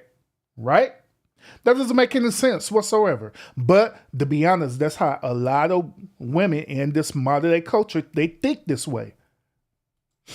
Which then means he can only connect with folks who are not being fully authentic within themselves. Meaning you may have a loving relationship, but you won't have a real intimate, deep, vulnerable relationship. I'm a woman who seeks connection and vulnerability. I'm not into casualties or casual sex, just TMI or not, meaning I like the depth of things. And so She is lying. Like, I don't know why women I would say the stupid crap. I'm not in it just for the sex or anything. Unless you are. You're in it for the sex. You're in it for a procreation reason and all this stuff there. Because also, let's keep it real too. Let's keep it real. The moment when that dude is not performing well in the bed, guess what? She's going to find another dude that's going to do it, right? Let's keep it real. So cut the crap out. Stop it. Chill out. So I need you to see me. I need you to see my broken. I want you to see my heart, whatever that comes with. And I'm not embarrassed about it. I'll tell you about it. I'll show it to you. And I'm okay with a man who can facilitate it. But what a high-functioning man may do is if he's all the way high-functioning, he has already cut off the side of him that is authentic, and there's a superficialness there that won't allow him to. Hell no, Miss Annette. That don't go no both ways. Nope. We're not playing this both way games today. Nope. Nope. Connect with a real person. So can he still love and experience love? Yeah, love has it just loves everything. But will he experience the depth of some of the wholeness of love, meaning the down, the up, the ugly, the heaven, the hell Mom was talking about? No. And let me say this really quick. And this is why trauma bonds usually feel like the most intense, in love, deepest relationships, because you got two at the epitome of vulnerability, pain pocket people who are bonding. And most people who are low functioning are exactly who they are. Exactly who they are. Doesn't make it bad for being who they are. Exactly who they are. That's their pain, their trauma. They gonna flee, they gonna scream, they gonna hit, they gonna do whatever comes up. Right? Fuck it, I'm mad. Whatever comes up, they there. There's no awareness, there's no stop, there's no nothing. I'm triggered, I'm inflamed, we just go to let's tear this thing up. Right? High functioning only means, Cam, that I feel them same feels. I still feel, excuse my language, you got me fucked up. I'm ready to go there. I'm flamed, I'm triggered. It's all there, right? But it's still dormant, it's still in me. And high functioning means I can regulate those emotions. Watch this, and say, okay, right now I'm ready to rip this man's head off. Right now he got me all the way fucked up. Okay, so how do I relay that message to him where it's gonna be respectful, it's gonna be non-combative, and I'm gonna disarm him while he still knows you got me fucked up. Listen to what she's saying now. Once again, she's saying it in a way because she want Cam to agree with her. All right, but let's keep it real. Let's keep it real. When a woman is emotional, right, she is most of the time a woman is not going to use what she's trying to tell right now to the audience, which is using emotional intelligence. Whenever a woman is emotional, she's not going to use emotional intelligence. She's going to use her feelings and emotion to dictate her actions. In most cases, men, not beta males, but actual men who have a strong foundation within themselves, they are the ones who use emotional intelligence, okay? Not emotional women. Because I don't have to say those words for you to know I think I went too far with Doc. Hell, to be honest with you, so far in this whole conversation, she being emotional. She really have been using no type of emotional intelligence at all, to be honest. And you still feel respected and loved, so that I just disarmed you, and we can still have an engaging, emotionally intelligent conversation that ends in resolve, whether resolve means win-win, because resolve is really win-win, or one person wins or none, and we agree to disagree, and we can still go to the cigar lounge and have a drink and you have your cigar. But low-functioning people gonna tear this thing up with no emotional regulation. They're also gonna choose a person who does it with them and allows them to do it. Because I only can do to you what you allow me to do. Because if I start cutting up in here and you say, Doc, we love you, love to have you here, but you gotta go and you're not welcome back, is no pun intended. That's not our culture here. Guess what? I can't do that again. And that's not called fleeing. You emotionally, intelligently said, Doc, love you here, you're a great guest, but that's not our culture.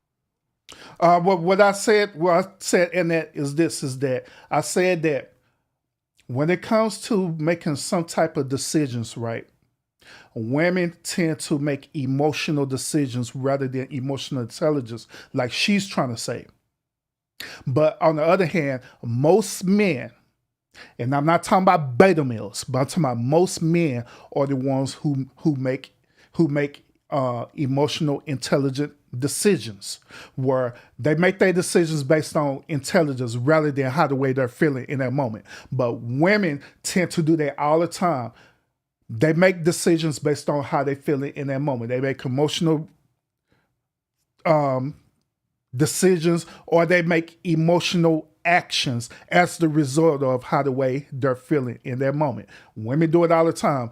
A matter of fact, I have women who come through this chat all the time, where they comment with me, right? And when they respond, in most cases they be responding not with emotional intelligence, but they respond to how the way they're feeling in that particular moment. Say I'm lying, but that's what I'm talking about. We don't do that here. Now I have a choice to make. Do I want to be in a relationship with Cam? Do I want to be welcome back here? Self-inventory. You just did me the best favor you could have ever did. By excusing me, you blessed me. Because now I got to look at myself and say, what needs to be done for me to fit in this? Now let's flip it. I'm with a dude who's turned up. He's a womanizer. He got all these women. He spend money on me. He treat me good. And what you said earlier, he D's me down. You didn't say you would D me down, but use the D word, clarity. He D's me down. And so I come in and I tell him, no, I'm not a woman. I'm like wholesome. I'm not into casual sex. I don't do all that, but I'm in love with him. And he lets me know, check this out, baby. Daddy love you. There's a place for you here, but not like that. You got to be able to do these things. Check back in when you can. That woman has a choice to make too. She goes and takes self-inventory and says, do I want to do these things so I can fit in with daddy? Or do I want to stay true to who I am? Either way, it's a choice. But high-functioning people have the ability to take a step back internally, not physically, process what they feel, hear their emotions in the real space that they're saying, because my emotions curse people out and things all day. But I regulate it, code switch it, deliver the message so you're receptive to it and you feel it with love, but I'm saying the same damn thing I was saying in here. And now we have a relationship. Now we have respect. And now we good. And now, like your mama said, because I love that quote, tell her that, please, I love that. We can go to heaven together and we can take this journey to hell as well. But no, are you willing to go to hell? No, I just said both. Yeah. Both. So, but I don't think my question was clear, or the answer wasn't clear as far as a high-functioning woman. Yeah. And it's simple. High-functioning woman feels the same thing a low-functioning woman feels. She does. Well, once again, he asked a simple question to her, and then she went all the way around the block to try to deflect from her. Two things differently. High-functioning woman can regulate her emotions Okay. to articulate it so it comes out with emotional intelligence. Okay. And she uses what she feels, okay, and chooses with her healthy self and not her dysfunctional self. Okay. That's the only difference. Now, explain to me what a high-functioning man is. A high-functioning man, identical to a woman. He can feel what he feels, he regulates his emotions, and he chooses how he's gonna deliver that message so that woman receives it and she's not armed and now we're at war. That's what a high-functioning man does. And he's also able to sit through hard, challenging conversations without fleeing or abandoning that woman, and using his emotional intelligence that says, I hear you and I understand you, but baby, I don't agree with that one part. There's a lot of things that I don't agree with I don't agree with that. in this Yeah. conversation. Yeah. And not that too, And I get you on that. I understand that. I say that too all the time on this podcast, that I believe that relationships supposed to be 100-100. There's no such thing as a 50-50 relationship. And the reason why I say that is because if you only give it this 50% in a relationship, where's your other 50% going to? It have to be going somewhere. Okay. So I don't believe in that 50-50 thing. I believe that if you're going into this relationship, you should go into it all out 100%. Now, there are some people who go all out 100%, and some people give 20%, 40%, 50%. Some people go 50-50, some go 60, 80, wherever the situation be. But I believe that it also have to be 100-100. But at the same time, this whole conversation isn't talking about balance in this situation, which I understand, Annette, your argument. I honestly do. Your overall argument is that, hey, what applies to the woman can also apply to the man, which I understand that. But at the same time, we also have to be realistic and take accountability for certain situations. We can't say the reason why the man this way is because the woman is this way to try to balance it out. Sometimes it's obviously because the man is this way and it just is what it is. Or in this situation, it's obviously that this woman is this certain type of way, period. There's no balancing out or being neutral in the situation, which, once again, I understand. I get it where you're coming from. Believe me, I do. Believe me. But in some situation, you don't need to be neutral. It either have to be a right and a wrong. Okay? And that's what this particular show is pointing out right now. It's pointing out a right and a wrong. Now, later on in this podcast, Cam going to be saying some other stuff that I'm not going to agree with at all, period. And I'm going to call him out for his bullshit. I am. That's bullshit. Like I always do. You know what I'm saying? So let's continue. Going back to what I said, with that 40% of men who are high functioning that you counsel, what I said was, most men understand this. We don't really find true love because it's what can you do for me? Because a man's job is to provide. Now, Hey, that's actually true. A lot of modern day women are like that, Lionel, where they want the man to give 100 and they meet them at 20, maybe 30%. That's why a lot of modern day women now, you ask them something that's simple like, hey, what are you going to bring to the table? They'll say this stupid crowd talking about, well, I'm going to bring myself to the table, meaning that their body is the only thing that man need to bring to the table, when that's some bull crap. That's bullshit. I'm going to bring myself to the table. The man simply would ask, hey, do you know how to cook? Do you know how to clean? Nah, I ain't gonna do all that. I don't want to cook and clean. That's why I'm trying to find a man with 6 figures so we can hire a maid to do that, so I won't have to do that. Like, stupid stuff like that. That's bullshit. But they want the man to bring 100 to the table. They want to be a provider, to be a protector to them, to be a financial resource to them. They want the man to put up with their bull crap, their emotional damage bull crap, while they unpacking it with that man. But at the same time, they don't want to deal with a man being toxic as well too. So make it make sense. this is where most high vibrational man, high functioning man go through. As far as being emotionally intelligent, that still does not qualify you as being high vibrational. The thing that is often said on two counterparts, two species, from a woman, it's about self-worth, how I feel. I'm not gonna allow you to treat me like this. I'm not gonna allow you to talk to me like this. I know my non-negotiables. I know my worth. Fine. That are all qualifying things for any woman to say to herself or to the universe, I'm high vibrational. Now, the thing for me is, That doesn't qualify for men because you can have all the emotional intelligence, all the trigger points to be able to communicate. But if you stand at your mama house, all that's out the door. You That's understand what I'm facts. saying? So society dictates what a man's value is, respectfully, and it's shameful to say it that way, but that's the surface level identifier of a high vibrational man, amongst other things. Now, Facts. these things are what women always say, oh, well, I'm not doing this, or yeah, this, that, and the third, and that's fine. But different rules for different species. You're like, that's fine. So Right. that's where I'm saying to you, it's like, okay, for that 40% or that 70% of high vibrational women, it's a little bit, the rules are a little different for men. And you can't say it's not because it actually is.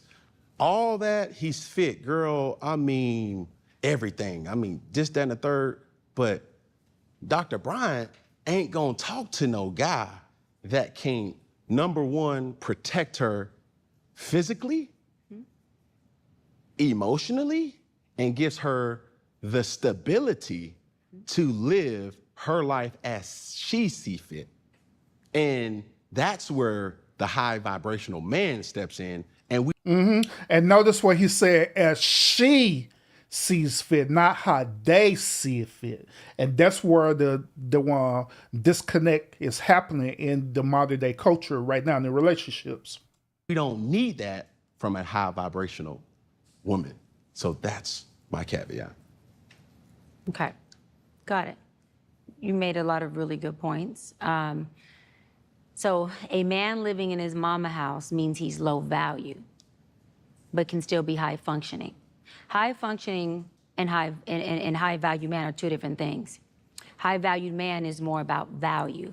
What are you offering financially? What can you do for me? How can you provide for me? It has nothing to do with emotions. This is why you have a lot of high valued women and men who are extremely low functioning. It is statistically known that high valued women, not functioning, high value women, meaning powerhouse, makes money, elected official, doctor, lawyer, entrepreneur, whatever she does, she's just killing it. She does well. Educated, not educated, she just does her thing financially. She's high valued. Often end up with low functioning men. Why? And it's because she has high value, she doesn't have high function. Law of attraction, we attract who we are despite of who we think we are. So the man living in his mama's house that you described, right? That's based on society, that's a low value man. Reality, not That's society. fine, you can say reality. I'm fine with that, yeah. Right. Value is not a functioning. High functioning is how you function. Had nothing to do with money or where you live or how you drive. Right. Okay. Value is the word value because it's it's what you say. How valuable are you? How valuable are you, sis? What you bringing to the table? Okay, now.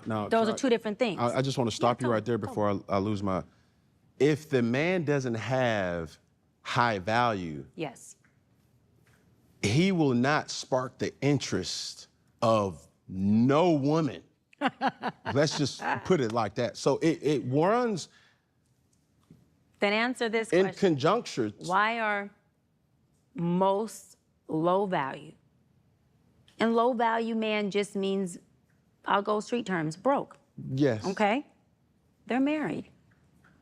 Them Negroes are married. But you can't hold say on, hold that's on. a subjective No, thing. that's you not. can't say most because that's not true. Statistically, when it comes to socioeconomics, Google it, have somebody here on your team pull it up. Socioeconomically, women, Google it, predominantly black women, socioeconomically, are exceeding when it comes to money, street term, bread.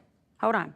That means if they marry, they're married to a man who's making less money, no money, or broke money. That is the biggest load of crap that I done heard throughout this whole entire argument. That is not true at all. Women is not succeeding like that. If you're talking about socioeconomically, they're not. But what they are doing is this that I will agree to is that they're succeeding for us educationally, right? They're succeeding with going to college. They're succeeding with getting degrees. They're also succeeding with having student loans and in debts as well too. They're excelling in that for real. But for us, they're receiving income over men. That is absolutely a load of crap. That is bullshit. That's bullshit. Because this is why I'm called Cap on this, right? Y'all remember a couple of weeks ago when I had did a show and I was showing the Democratic National Convention. What was the two main arguments that former President Barack Obama was talking about? What was the main argument that Michelle Obama was talking about? What was the main argument that Kamala Harris was talking about during that convention? That's talking about two main things. That's talking about women's sexual reproduction right, and what was the other thing that they was talking about? Financial status, meaning that they were sitting up here arguing that women or still have to compete with men to receive a higher social economical status than men. That's the whole entire argument through their keynote speeches. And so what she talking about is utterly bullcrap. That's bullshit. Women are not excelling in that area. To be quite honest with you, due to how culture is and society norm is, women would never succeed in that area. Let's keep it a buck. Let's be real about it. Bullshit. Because it just is what it is. That's why they're arguing right now in the Democrats. They're arguing right now about this thing talking about gender gap. What are they talking about when they're talking about gender gap? They're simply talking about that men are earning more than women. That is what they're talking about. So if this thing about gender gap exists right now, right? So how in the hell is a woman more socially, economically more established than men in this modern day? That's bullcrap. That's bullshit. Because if that'd be the case, they wouldn't be talking about this. Your political candidates wouldn't be talking about this if that was true. So yeah, that's some bull crap. Money. Hold on. Now, low-valued men. Now I'm not gonna say they're not making money, because they are making money. There are women who are above the high earning income bracket. I give them that, but they're making more money than men. Period. Hell no, they're not doing that. Nope.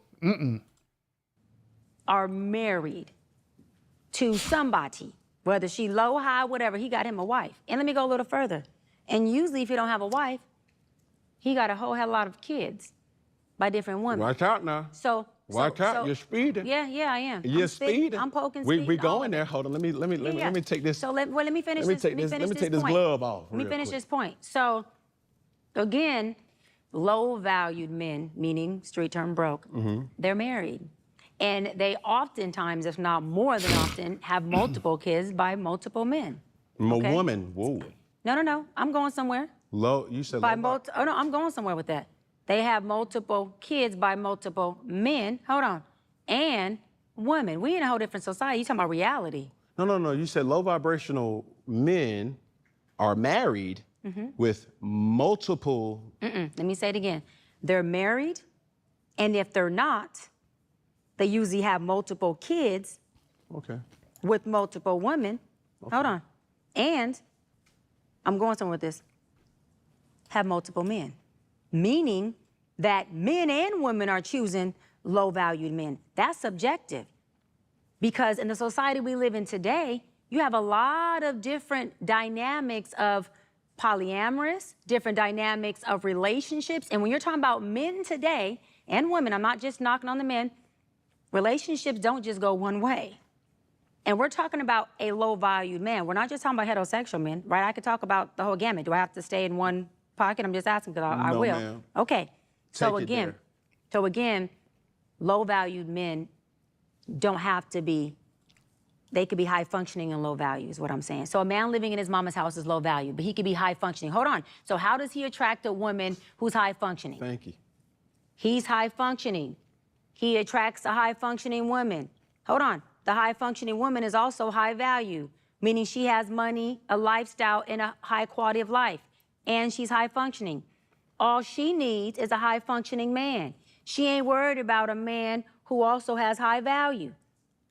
A lot of women operate like that who are powerful. I'm sure you've been in rooms with powerful women who have husbands who you have said, if not you, many have said, how did he get her?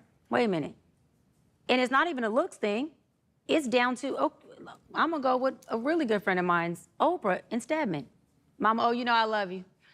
But Oprah's power. You think Stedman's low functioning or low value? Stedman is low value. He ain't low functioning, baby. There's a difference.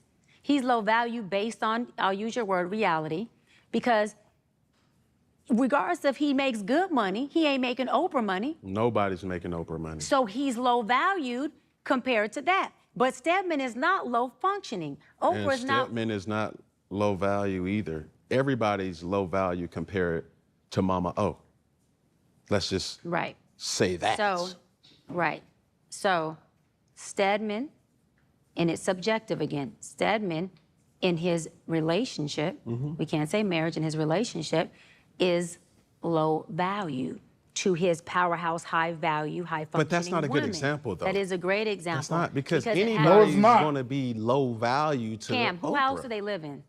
Oprah's. Okay, where's Stedman's house? I have no idea. That's my point. That is my point. Can you give me another example? That is my point. Let's Yes, not I use that did. one, because that's not a Okay, reality. another like example. Oprah's living in the Okay, wait, the another- half. See, this is the clear-cut definition of women moving the goalposts. They try to come up with this extreme example to try to convey a point. Percent of that's the fine. world, not just the 1%, less than the 1%. Because That's fine. anybody, myself included, if we were to date a woman of Oprah's magnitude, it's never going to be enough. I'm going to be on her jet. I'm going to be on her yacht. I'm going to be at her. And also, let's keep it 100 with Oprah too. They only saying this to Oprah because they looking at her actual net worth. You know what I'm saying? Where her net worth make her appear that she's a billionaire. You know what I'm saying? But let's keep it 100. The only reason why Oprah is at the status that she at right now is because the higher ups and elites has allowed her to be at that status, because at the end of the day, Oprah is literally part of the bouye, and Oprah is using her influence to control the black population in America. So let's keep it real. Her functions. Because in reality, Oprah don't got that money. It's the elite that's supplying her with that money. That is not her stuff, because at any given time, if Oprah end up not acting right, guess what? Her money gonna be gone just like that, because it is more so money these days is not tangible anymore, if that makes any sense. That's why money these days is more digital, because all money is these days is it's an illusion. It's a form of control.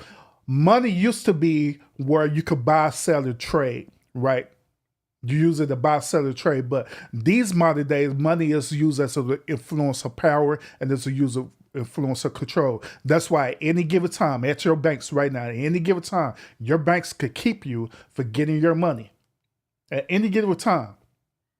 At any given time, the higher ups could cut off Oprah network account that she allegedly have, and she won't be a billionaire no more. Hence the point with Kanye West. When Kanye West was sitting up here not playing ball, right? When he was literally not playing ball and he was doing all that weird stuff that he was doing, he was considered as a billionaire. But the moment when he started acting up, guess what they did? Higher ups cut his network, and now that dude is on the lower income status until he started acting right again. The moment he act right again, he's back.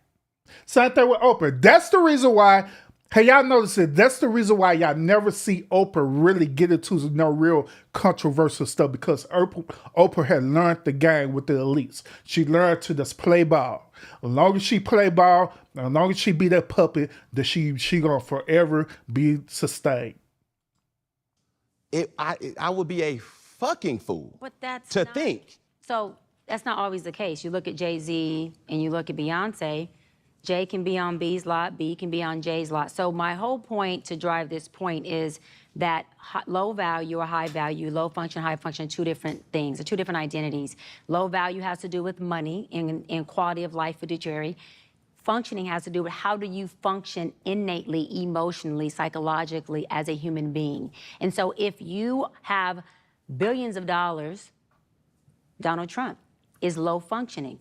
He just happens to be high value in the sense of his wealth, but he's extremely low functioning. That's subjective. But that's fine. No, and I'm not for or against him. I'm not for or against Trump. I'm just using someone, and again, we're having a conversation, so everything's going to be subjective. So I'm speaking about the difference so that we can clear it up. Just because a woman is high functioning doesn't mean she's successful financially or career-wise. Just because a man is high functioning doesn't mean that either. Just because someone is high valued doesn't mean that they have a certain level of functioning. You have a lot of people that do good in the boardroom, high IQ, high functioning, interpersonal relationships, but cannot function at home in their marriage. And so those two are not relevant to each other, is what I'm saying. Yeah, but I'm gonna tell you another thing that's not relevant to each other. A high-value woman will never acknowledge a low-value man. So Oprah. Well, let me say hold this. on, Cam, you're a man. Hold on. You can't speak from a woman's perspective. I'm speaking on reality. High-valued women Okay. acknowledge, notice, sleep with, and date low-value men all the time. One, I'm in room with them, with high-valued women. Two, I am a high-valued woman. And I have, at some point, dated a man who is low value, meaning he wasn't living with his mama, but his income, socioeconomic status wasn't anywhere where somebody would go, Doc, really? He didn't have a title up to the caliber of mine. He wasn't in rooms and boardrooms. He wasn't sitting there with Congress, elected officials, and making moves and making legislation and resolutions like myself. And so at that time, I was a woman who was high valued, okay, and high functioning, who was dating a man who was high functioning, but low value, but didn't live with his mother. And for me, what he was providing in the sense of our companionship was great in that season. So let me ask y'all this quick question on chat. And those of y'all who are going to catch a replay of this as well. So you can put it in the comments. Do y'all agree with her assessment about high value and low functioning? Once again, do y'all agree with her assessment with high value and low functioning? Okay, is it a accurate assessment for her to say that if you're a high value person, then you should be dating and be in a relationship and married to that person who's on the same level as you? Do y'all agree with her assessment on that, or do you disagree with that? Put it in the comment. Let me know what you think. Which was what? What do you mean, which is what? What was he providing you? The functionality, the emotional intelligence. The functionality? The what? I'm asking you. You're asking me. Wait, what did you? What word did you say? Functionality. You're asking me, was he making love to me good? Yes. If the sex was good? Yes. The sex was great. Now let me tell you. Yeah, it wasn't the best I had, but it was great. But this goes to my point. But that wasn't all. You asked a question. Yes, but I'm making a point here. So you want me to finish what he was providing? Just press a pause. Okay. Just press the space bar real quick. Go for it. Even though you were entertaining him sexually, you will never be saw with that man because he don't fit my standards. That doesn't mean you can't entertain him. First of all, that's not true. So I'm the source. I'm the woman. I'm the one who was dating him. I'm going to speak from that source, not you. So as the source who was dating him, that's not true. We were seen in public. We were seen Boy, they control of on something red else. carpets when I was co-producing my show, as well as On Camera Psychologist with the biggest show on TV, Teen Mom Family Reunion on MTV. We did a lot of that. And we didn't enter a relationship where we led by sex, so I was tied to the sex is so good, this is what we're doing. I would have just ran that play with saying we're just sexing, let's leave it there, I'm grown. I could do that. His functionality, his intellect, his high functioning is what attracted me. As that functionality continued to be attractive and foreplay me, my body started to want him. That happened about 8 months into us having a companionship. And so I'm not saying anyone who does it the first day, I'm not knocking no one, I'm just telling the reality of how we worked it out. So by the time we were intimate, the actual act wasn't all that, but our connection, our functionality, our intimacy, all the foreplay for 8 months made that sex amazing. Because it's subjective on what turns who on. And for this subject, what I'm turned on by is high functioning. I'm turned on by a man who's mature enough, emotionally intelligent enough to be a hybrid, an alpha, a submissive, a man who understands that. So for me, Did I not told y'all earlier that that's the type of man that she want straight beta men? Beta! Whenever you hear a woman say alpha submissive, first of all, it is no such thing as an alpha submissive man. You're either going to deal with an alpha male, you're either going to deal with a beta male, or you're going to deal with a sigma male. Okay? And these three archetypes is not in a role where they're going to lower their traits to try to please this woman.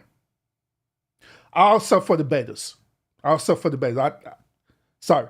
Also for the betas. The betas are going to be the only one who will lower themselves to try to please that woman because they're trying to get something in return. So they'll lower themselves to please that woman. But alphas and sigmas do not do that. They will not lower themselves because they know they work. Okay? She is looking for a straight beta male that she can manipulate and control and woo him into the way that she wants him to be. That's what she's seeking for. That's why she was attracted to that dude, because he brought that energy to her sexually and emotionally. Once again, that deals with what my argument earlier when I said about women, right? Women don't come into situations with emotional intelligence. They come into situations dealing with how the way they're feeling in that moment. So throughout the whole 8 months with that dude was making her feel some type of way. He was saying all the right things to her to make her feel a certain type of way. That's why it was easy for her to smash her, because he was saying all the right things. Because if that be the case, if she was using emotional intelligence, she would have seen right through that dude from the jump. But she didn't, because she don't have emotional intelligence. I'm gonna be real. I'm also gonna keep it real. And I know this is gonna be controversial as hell, but I honestly believe that women don't have emotional intelligence at all. Period. I honestly believe that women have. I believe that women are emotional, and y'all use y'all emotions to dictate and control your overall decision making. That is what it is. I'm just gonna be real. I'm just gonna say it. I'm gonna be real about saying it. Even though they try to attempt to say that they have emotional intelligence, when it comes down to it, they don't have emotional intelligence. When it comes down to it, they make their decisions based on how they're feeling in that particular moment, which that is not emotional intelligence. That is straight your emotions and your feelings. I'm just gonna keep it real. Me, that's what he was feeding me, my foreplay of what turns me on as me as a woman.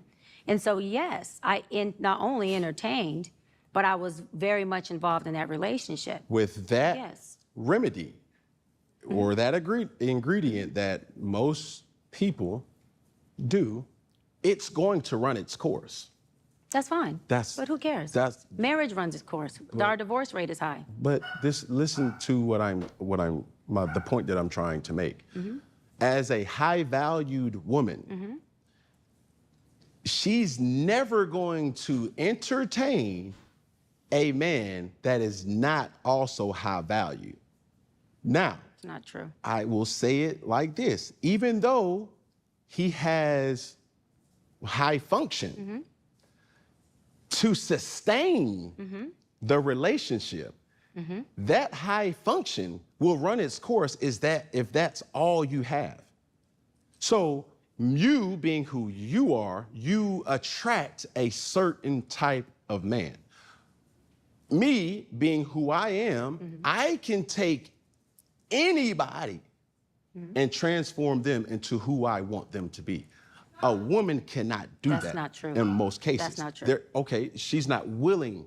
No, I'm to saying do that no man can take a woman and transform her into what he wants her to be. She came in and is willing to allow you to tell her what you want and sure submit to those. You're Yes. not God, and you're not the potter maker. So your hands ain't on no pot, sweetie. Taking a woman and conforming, you just don't have that power. You probably would like to, but you don't have that power. You can take her, like I just said before, with the womanizer and the guy who, me being in your studio, and say, baby, these are the qualifications, and she chooses, which is her free will to never be yours, to hit them points or not. And when she chooses to hit them points, you then choose to keep her or you choose to shake her. Because you can never take water, hold on, you can never take water, baby, and make this 7-Up. You can pour it out and fill it back up, but this will never turn to what you wanted. You're not Jesus. You ain't turning water to wine. That's not how it happens. Now, you can't take a woman and make her what you want. You can tell her what you want, and I'm gonna give her power back, and she'll choose to be that. But you don't get the power of saying you made her that, whether an entrepreneur or a mother or a wife. She chooses to let you do that by telling you, I'll submit to those orders. There's a difference. Now, with the man, a high-valued woman can do the same thing with the man. Baby, you want to be here? This is the qualifications. This is what I need, the prerequisites. He can say yes or he can say no. Either way. But if he chooses to do that, then that's his choice, and she got what she wanted. It's all about conduciveness. Is it conducive or not? Right. However, we don't potter nobody. And that's where the disconnect comes in at, with people who are high-valued but low-functioning. But I don't want Hold on. High-valued but low-functioning. The high-valued, low-functioning, I'm going to say it again. Y'all stick with me. High-valued, low-functioning thinks the high value can attract the low functioning, and the low functioning and that high value person thinks they can potter the low functioning and mold them to be what they want. It don't work like that at all. That person still chooses to become what you're telling them you want them to be. That's still their power, and they can take it back when they want. And let me hit on something else you said. You said that high functionality will run its course. I believe the opposite. Without value. See, this is where you keep trying to skew my words or my intentions of my words. I'm not saying but without value. But what I'm saying is I still don't agree with that point. I don't say your point's a bad point. I just don't agree with it. I just think you're taking it out of my contents my intentions for saying that. That's what I believe you're doing. And that's not my intentions.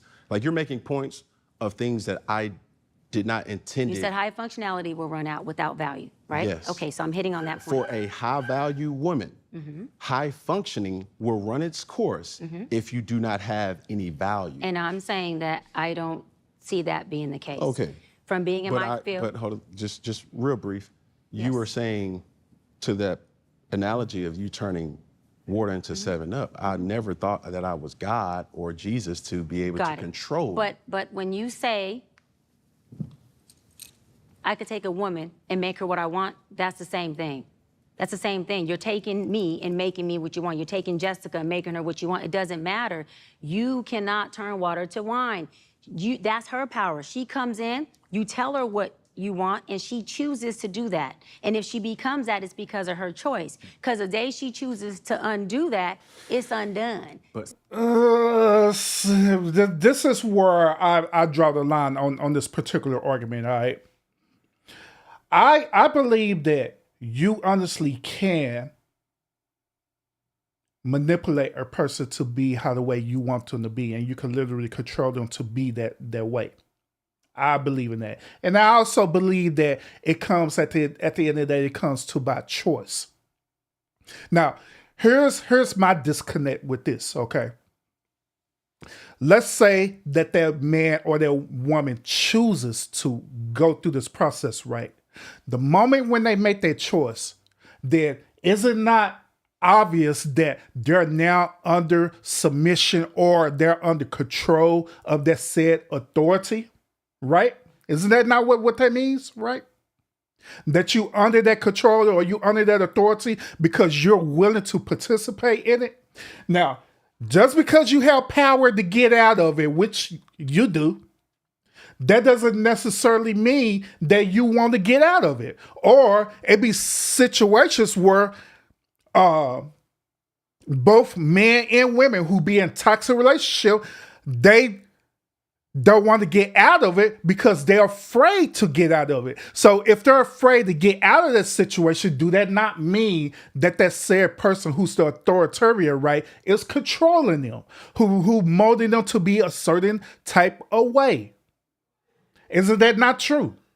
Because if that be the case, once again, no matter what that dude say, no matter how manipulative that dude is or that woman is, right, at any given time, they could just say, forget it, I'm not going to do it, and walk away. But we know through anecdotal experiences, right, that people do not do that. It takes a process for them to do that. The reason why it takes a process for them to do that is because they already been manipulated. They already been woven into the way that that said man or woman made them to be.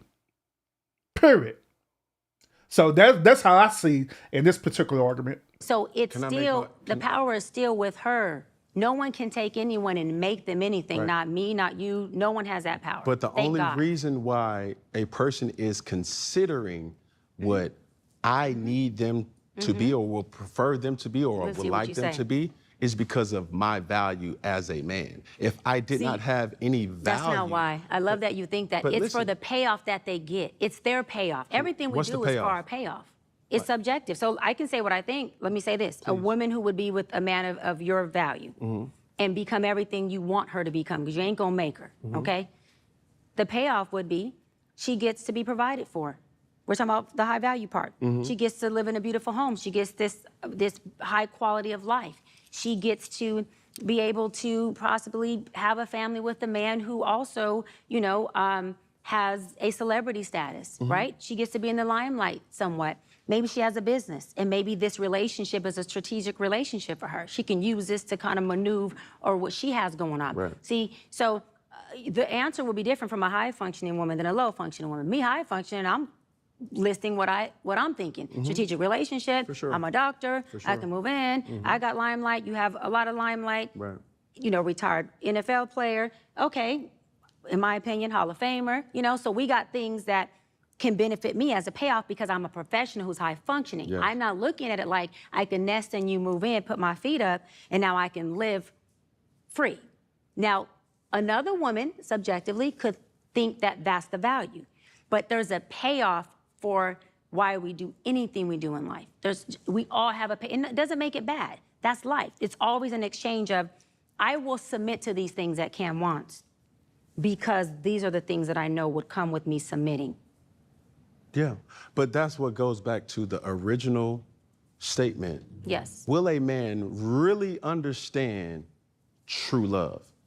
Because when you identify those things, it was how can I benefit from the situation? He has high status, I have high status. Right. Have a business, it matches that. So to my point, when I'm saying I can make a woman in regards to that, I see way too many times a high value man takes a low functioning woman or a low value woman and increase her status overnight.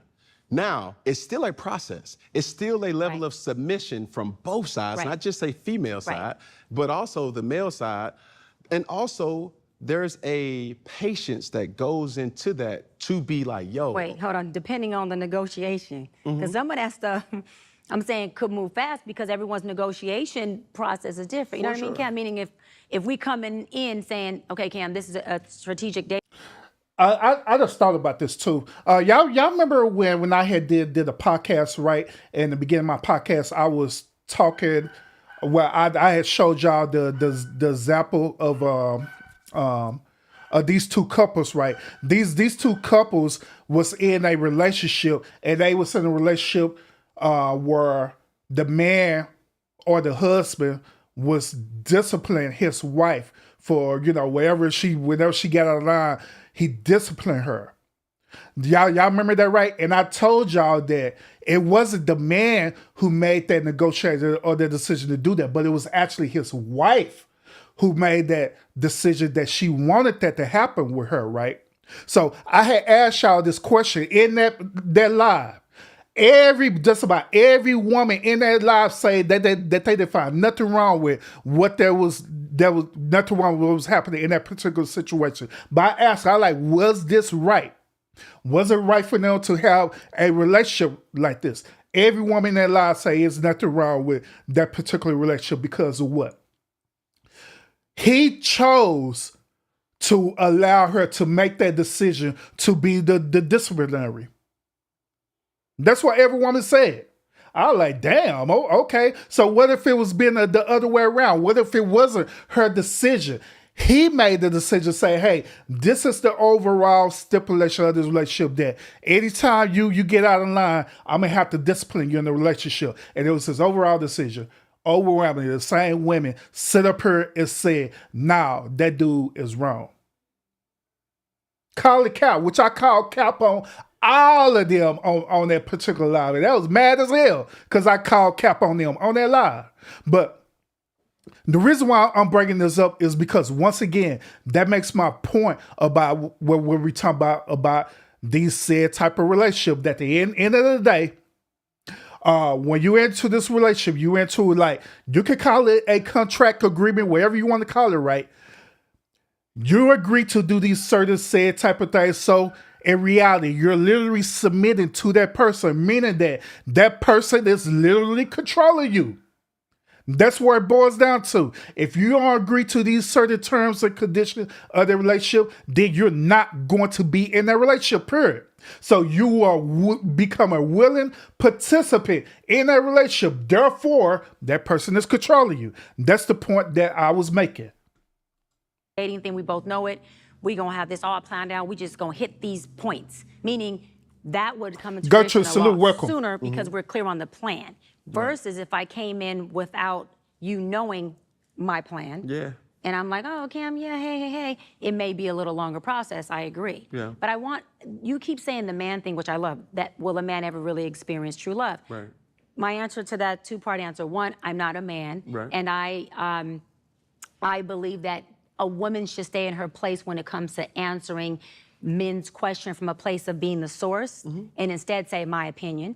Just like I think a man also should stay in his place when answering questions about us, because y'all not us, you don't know, but you can say in my opinion, in my experience, or what I think. So I would hope that men could experience real love.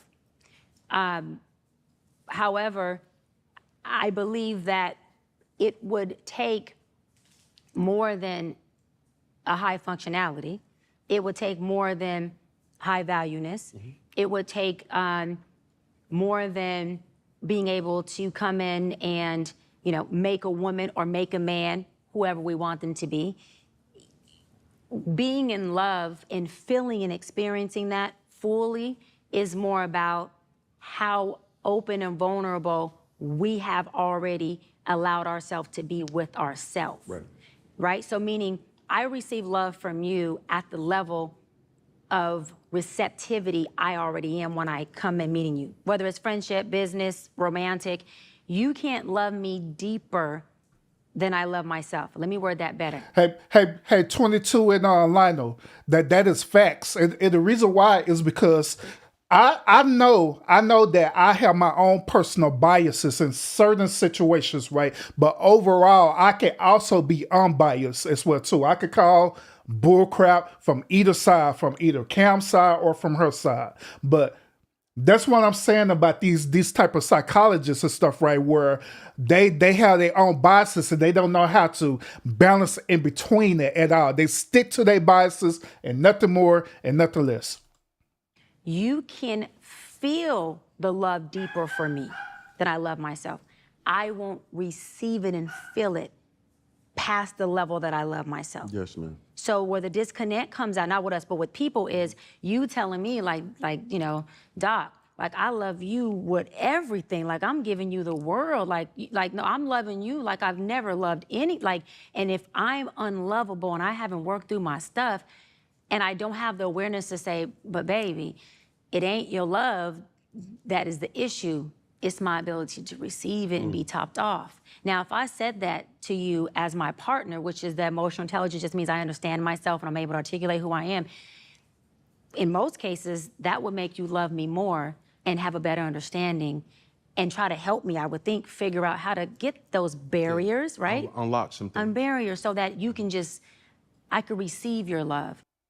And then I just said a few moments ago that I do have my own biases. That's why this is a clear definition where I say that women don't be using emotional intelligence. They be responding based on their feelings and emotion. I just said a few moments ago that I have my own biases, but at the same time, I know how to balance in between the two. I could be unbiased and I could be biased in certain situations. Boy, I tell you, Right. And then in return, I'm able to reciprocate it at a deeper level for you, because this is the thing. If you're already loving me deeper than I can feel, that means that your love tank is already deeper. That means you're a gallon and I'm a pint. So if your gallon, right, poured everything into my pint, It's gonna overflow. it's gonna overflow. And and even though it's amazing, right? I can't, it's overwhelming for me, Cam. I can't take it. I've seen that analogy. Right. And I received that. But Right. to even make it more clear cut, what I mean by a man not having or not really identifying true love is because men's love is almost predicated on transaction versus relational. versus Relational. emotions. Yeah, which you is see what I'm saying? emotional. Like Yeah, I yeah, yeah. unlock these things Yeah. when there is a transaction here where it's like, okay, even if I'm low functioning, what picks up my slack is the ability to be high value. There you go. And then, which goes back to my point, to a woman won't do that for a man. And that's just the reality. Won't do what part? She won't go to the depths of understanding, like, yo, even though I have a high functioning man, Okay. if he doesn't provide value, then that function will run its course. Because if you're dealing with a high function and a high value woman, as we've identified her to be, those things will then need that matched. And more times than not saying that it's not capable or incapable of happening, these things have a deadline where it's like, okay, what are we really doing? But I also, that goes to my point of saying that pain needs things, trauma needs things, healing wants. So when you have a woman who is healed and ain't perfect, okay, not perfect, just healed, done the work, she would be able to sustain any relationship that she's in with another human, regardless of where they are. I'm so confused. She said that pain need things, but healing want things. So I'm gonna listen to her and explain this, because she blew my mind on this one. Because Our functionality, value-wise, who is also just willing to sustain it, because she doesn't need him to do anything. She knows how to attach to the things that she wants in him. And from the beginning of meeting him, before we got to being married and being intimate, I've already identified, I want that, and that in you. We're talking about now, not tangible things. I want these things in you.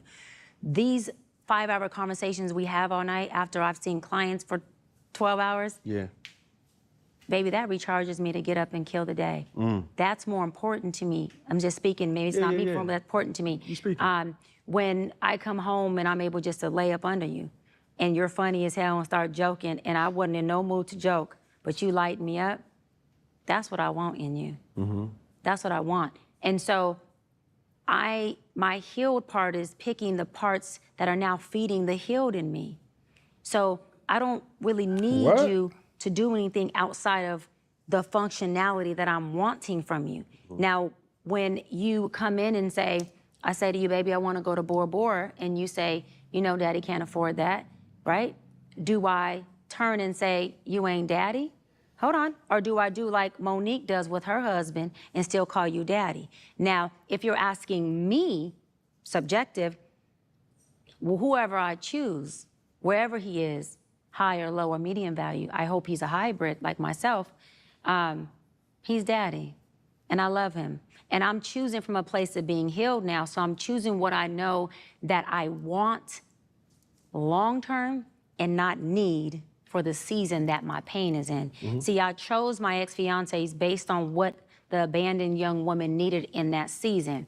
I had no idea what I wanted. Healing introduces you to what you want. Pain and trauma eclipse what you want. It's always there, eclipse that. So as a woman now, do I want a man who is high functioning and high value and all those things? I mean, that would be great, but if I met a man who had what I wanted, not because I don't need it, but what I wanted, would I treat him any different than a man who's a billionaire? I'm gonna treat him better, because it's not because I have money and I don't need the money. I'm saying that when you think of longevity, okay, this is the problem. People are. I'm with you on this one, Lionel, because I'm still just utterly confused about this comparison about pain and healing, because she just got my mind just discombobulated about it all the way. I'm still just disconnected with her about how she's equating this, because is it not pain? Is it not healing? It's the opposite to pain. Like you deal with pain because of something that happened to you, right? But you end up going through the process of healing due to the pain, right? But how's pain is, well, how the way she put it, pain is a need, and pain is a want, but healing is a need, or however way the hell she put it. That's what I'm confused about, because I don't know, I don't understand it at all. And then also she making this whole paradoxical thing, like Lionel was saying, right? I don't need a high value, high functional man, but I would like to have a high functional, high value man. Like, what is it that you really want and need? Say that. It's nothing wrong with having certain type of desires, admirations, expectations, wants, needs, whatever. It's nothing wrong with that. If that's what you want, that is what you want. If that's what you're attracted to, that's what you're attracted to. But however, the whole argument is that these particular women, especially these therapists, they make it seem as though this is what it got to be, period.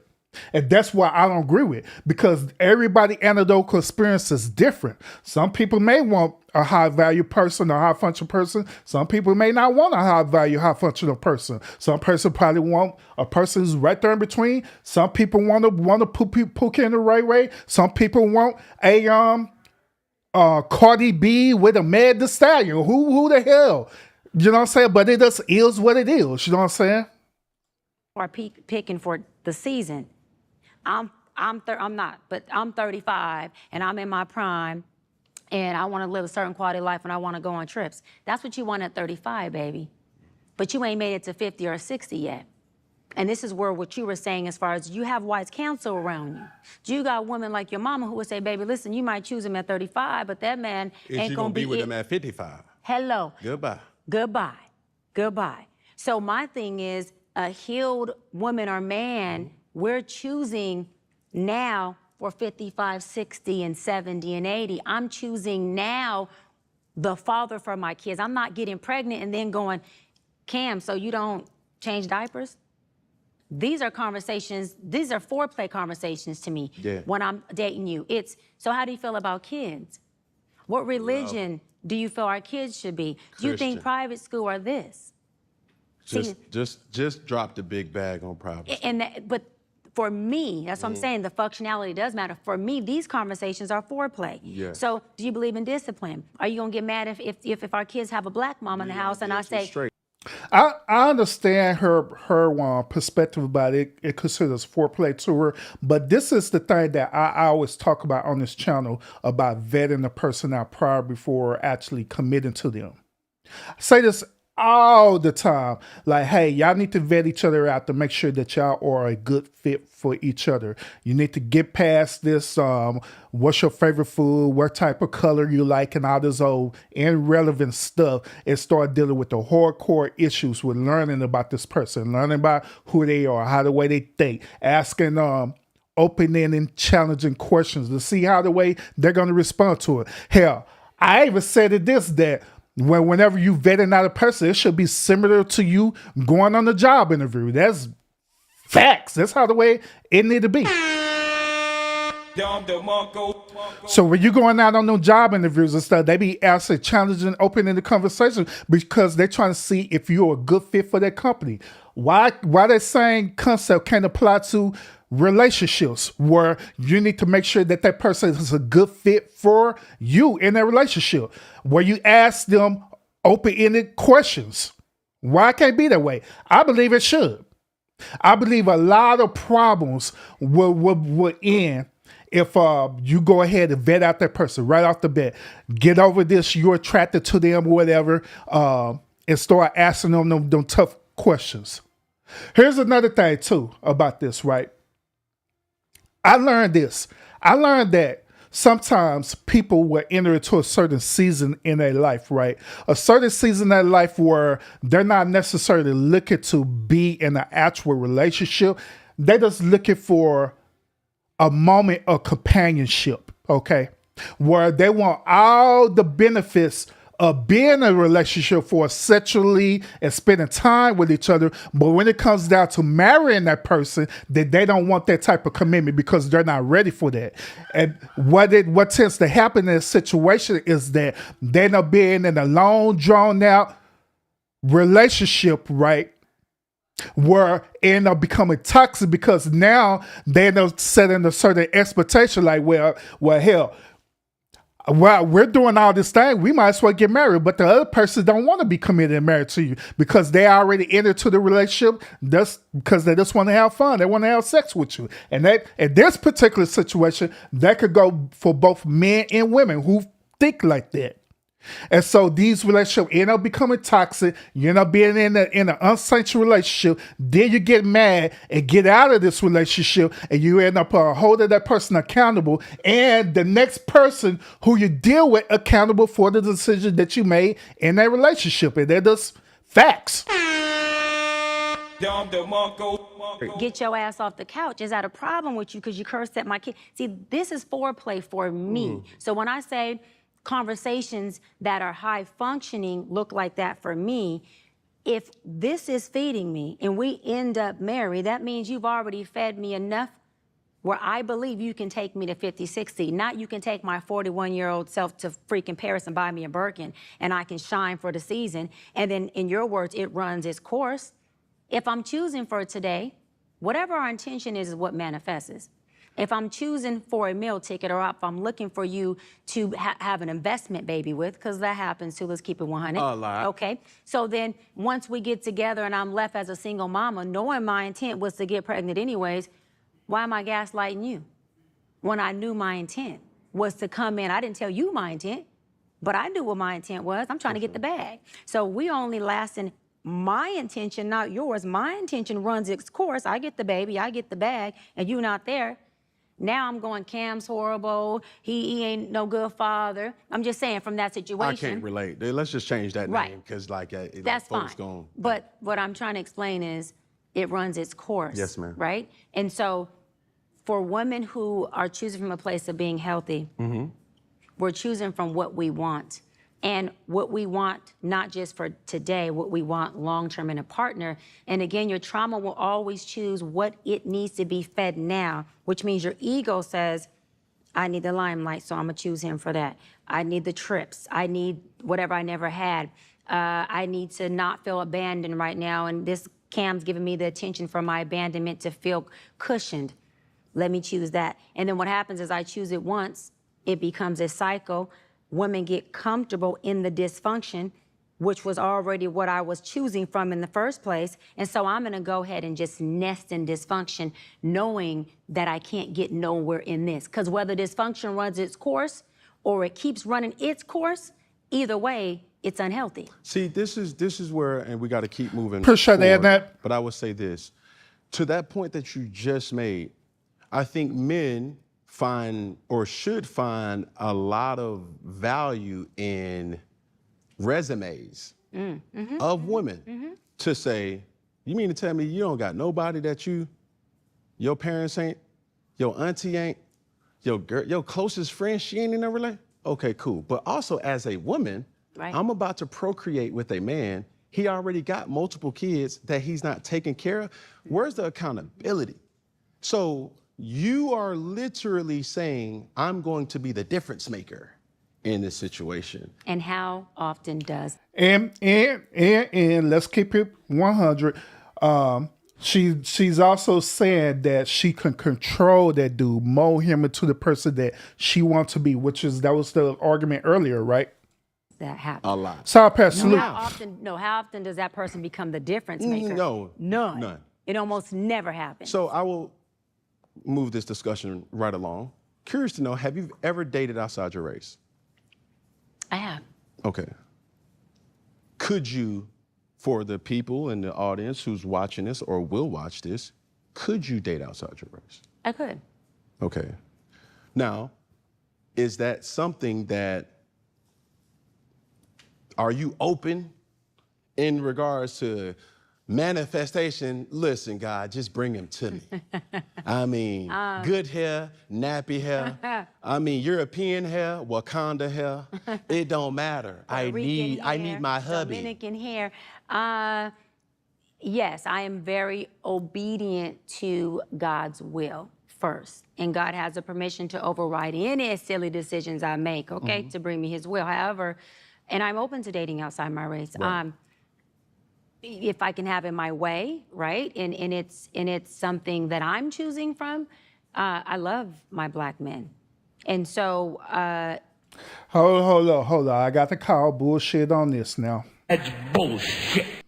She just said a few moments ago, if it's in the Lord's will, he's going to send her the ideal man that's going to be in her life regardless of race. But she went on to say that, hey, my preference is black men. So which one is it?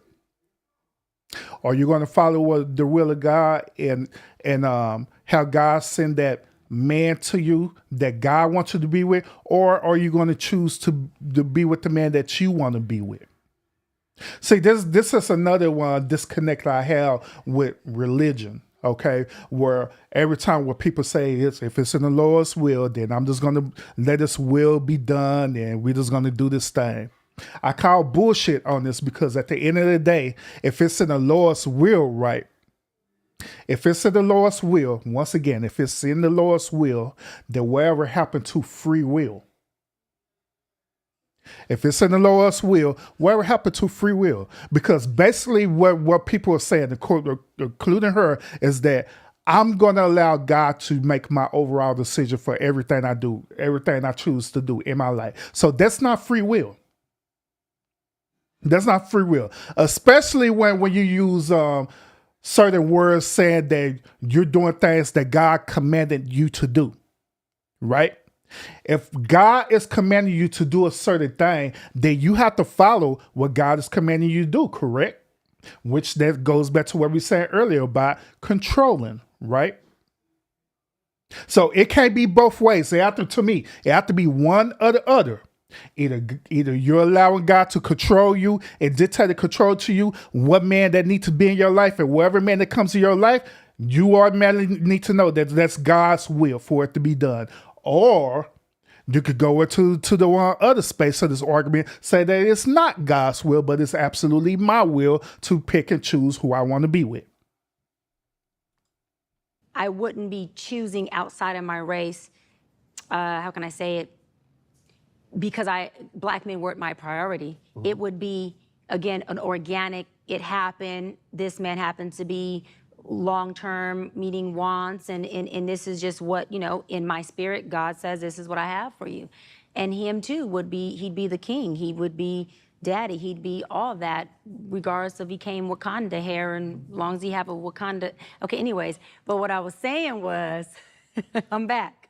I'm back. We talking about my husband. I had to manifest him the right way. Yeah, you The did. right way, ladies. Yeah, you did. Doc is back.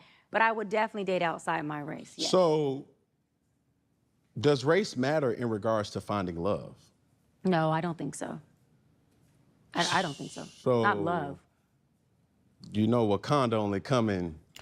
She notice what she said. She said she don't think so. It wasn't a assurance there. The reason why it's not assurance there because deep down inside, she and a lot of both men and women had the same type of mindset based on their anecdotal experience dealing with their own said race. Let's keep it real. On the man end, right? They're saying that they done dealt with these women who simply trying to use them, abuse them, and doing all this other weird stuff, right? On the woman end, it's the same exact way where they dealt with these men who did the same exact thing and stuff, right? And they said race. So both of them have this mindset or ideology is that. Since this said race is treating me this way, obviously another race is not going to treat me the same exact way. So therefore, that's why statistically people date outside their race. They don't date outside their race because they're naturally attracted to that person. In reality, they're dating outside their race because they're trying to prove a point within themselves to prove a point that this said other race is better than your current race. So let's keep it real. Let's keep it real. Keep it real. That's why you see like these dudes who's part of the passport bro movement. The main reasons why they doing that passport bro movement is because of what? Because of the black women that they dealt with in this said country is not giving them the resource that they're looking for. They're dealing with their attitudes. They're argumentative. They're not fit and friendly. They're not submissive. So they go and travel abroad to find women of another type of race or nationality to fit the description that they're looking for. And women do the same exact thing too. Wakanda packages. Have you been to Africa? I'm from Africa. Have you traveled to Africa? I'm in Atlanta, baby. This is Africa. So have you traveled to Africa? Not the country. Not the continent. No. Okay, so. Or the continent, I apologize. Yeah, no problem. So you were saying, you know, it may be challenging for a single woman to counsel married people. Well, I've traveled to Africa. So maybe hard for a man who has not traveled to Africa to say that in Africa you only see one kind of watch where you're going now. Race of men, okay? You're stepping in some quicksand if we want to go down that road. Whatever you want to do. I'm just saying that love has no color, but also when you're talking about what kind of size, I don't believe that only one race of a species has a certain what kind of size. Now, I don't want to go deep into talking about penises for 15 minutes because I don't think that's what will help. What? Remember, my purpose is I want to do my job and I want to give the audience things that can change lives and I want to entertain. But I don't think. How did they go into talking about a dude's genitals? Like, what the hell is she talking about? A big penis has to do with one race of men. But if you want to go there real quick and touch it, go for it. No. Have you dated a white guy? Why is she asking how he dated a white? What? What is she talking about? What? Oh, Lord Jesus. Never. Okay, so you don't know. I've never dated a guy. You would not know. I've never dated a guy. Right, okay. So for a woman who has dated. Let's just put that out there. Dated. I've never been intimate with a man outside of black, but dating a white guy, I can say that there's a difference in cultural experiences. Yeah. But I don't think I haven't seen, but I haven't been intimate with a white man. But I mean, I haven't seen things. I don't think there's a big difference to me in white or black when it comes to your penis. This is my point that I was saying. And we're. So, oh my God, Lord Jesus. Where am I? Oh my God, bro. Oh, hell no, man. So how did she equate that to penis sizes or penis looks, first of all? How did she... Lionel, come get your therapist, man. We're kind of taking a step back to Euro step to try to score. Right. Now, I'm having a hard time to believe a very educated, a very attractive woman out of 41 years have not met Mr. Right. That's enough time to find a lot of things out. I bet. Facts. And yet, no kids, single. I'm not, but I am saying, are women's expectations unrealistic? No, I'm gonna say, like I said on Nick, the question shouldn't be why isn't a woman of age, of success, of a certain caliber not married with kids? The question should be why are people rushing to the altar just to become divorcees or baby mamas and baby daddies? I think if anything, we need to be teaching our society, take your time, young man or young woman, so that you can get to know not just this person, but yourself first, so that you can choose a life partner, not that that person isn't exempt to divorce, instead of rushing to the altar just to become a divorcee or a baby mama and have multiple kids by multiple women, just to say you have broken families everywhere. I don't see no benefit in that. I believe, like I tell my brother, he's in here, Shane, all the time, and who's 31 with no kids and doing well for himself, take your time.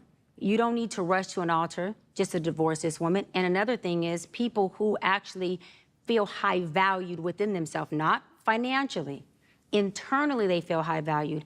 They're not rushing to have a wife or a husband at the expense of divorce just to feel like they've added value to themselves. Let's talk about this, okay? Let's talk about this. Just because people desire relationship, hell, she said it earlier that she desired to be married. Just because you desire it, that doesn't mean it have to, once again, it have to be a rush, as she's trying to put it. Why is the societal norm trying to rush me to want to be married? Because I'm not married at a certain age. I could get married when I'm 50. I could get married when I'm 60 or 70 and stuff like that. That is a unrealistic expectation. Ladies deal with what is known as geriatric pregnancy, okay? What is that? That means that at a certain age, women become a high risk to have children. Why am I bringing this up? The reason why I'm bringing this up is because we need to keep it real with ourselves. One of the main purpose of us existing in this life is for us to do what? Procreate. For us to procreate, for us to be in relationships with each other, man and a woman. That's the whole point of it all. If that wasn't so, then we would not have genitalia parts for us to procreate, nor we would not have the sexual appetite to participate in sexual acts with each other, nor we wouldn't have the mindset to actually want to be in a relationship if that wasn't true. Our whole existence is to be in a relationship, period, and to procreate. There's a certain time frame for that to happen. That time frame officially starts when you reach it to an age what is known as a puberty age. That's the age when men start, as they, what they like, 15, 16 years old, so right, that's where they start. They testosterone store, elevated store, where they start to produce sperm and different things like that. Women start producing eggs and all type of stuff in their ovaries, whatever type of stuff that's happening with them and stuff, right? It start happening within their age, and within that time frame, between that time frame, all the way up when they get towards the end of their 30s and to their 40s, that's when their time frame start dwindling down. So it is important for y'all to understand that is our divine purpose of us existing on this said rock. It's for us to be in relationship and for us to procreate. Now, all this other talk about, I don't need to be in a relationship, I can stay single, that is utterly bullshit. That is that mess that them feminist people that made up. That's bullshit. To sit up here and manipulate and tell you that you don't need each other, but in reality, you do need each other. You do. A man needs a woman just like a woman needs a man, period. That's the only way you could function in this society. If it wasn't for a man doing certain type of way, a woman would not survive in this society, period. Likewise, if it wasn't for a woman doing certain type of thing, a man would not survive in this said society, period. So we need to be real about ourselves about this situation. And so she doing this is because her and like other person, like say for example, Kendra G. Kendra G is the same exact way. She's in her 50s and not married or anything like that. The reason why is because she chose to put her career over everything else. Same thing with this woman. She decided to put her career and her traumatic experiences over everything else. And she thinking that she got more than the time in the world. But in reality, a dude is not going to be with a woman who's up in their ages, because a man wants to procreate with a woman. A man wants to have a legacy. A man literally wants to have a legacy with a woman. And if he can't do that, guess what he's going to do? You're right. He's going to find a younger woman so he could do that with. Hence, what happens with what these women talking about right now. Why you sit up here and cheated on me? You had an affair with me. Sure, because I want to get my rocks off. I want to procreate. And you didn't give me the chance to procreate. That's why. Because it's a deficit if you're marrying for the wrong purposes. Now, do I agree with cheating? No, I don't agree with cheating, but I understand the reality of it. It is an asset if you're marrying from a place of creating a family, of creating stability, of raising kids who can see this thing move. Hell yeah, Lionel 50s like I ain't nothing. I know she young there, but she looking her 50s. Once when you take off all that makeup and her tracks and weave and stuff that Kendra G shoes, that woman look like she's 55, and that is facts. In this house not be homeless, but this house have wealth in it, the real wealth that actually sustains. And so for me, I'd rather take my time choosing than end up doing time because I'm making wrong decisions. I'm good. Say less. Next question. How young are you willing to go? Ooh, I love that. See, now this is when the conversation gets good. Come on now. Look how she got excited when he asked her, would she date someone younger? The reason why she got excited is because what I said earlier.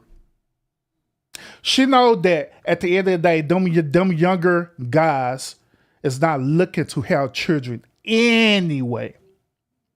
So that's not going to be an expectation. Them younger guys is just looking just to smash, and that's it. That's why she got happy about that. Oh, yes, I can't wait for the younger guys to come rock my world. We want to know that. I'm gonna. Because, look, I told you now. Listen. Look at her. She licking her lips and everything. Her legs got crossed and uncrossed and everything. So she felt the tingle inside. Hold on. Come on. What? 'Cause you going or I'm going? Who going first? You. Okay. So I'm willing to, I think, late 20s. Men, this is where you turn the TV all the way up. Go ahead. Late 20s would be the youngest. However, we got to put a number on that, though. Like you 27, 26. 27-ish. But again, it depends on the maturity level of that man. But this is where, I'm glad you said that. Yeah. But I this knew. is where I baited you. I knew where we were going. Your patience has Be there. to give him the patience 100%. to bring his value or his function up to his 100%. value. 100%. Right. So in other words, she had the unrealistic expectation for a 27-year-old to be literally a high value man.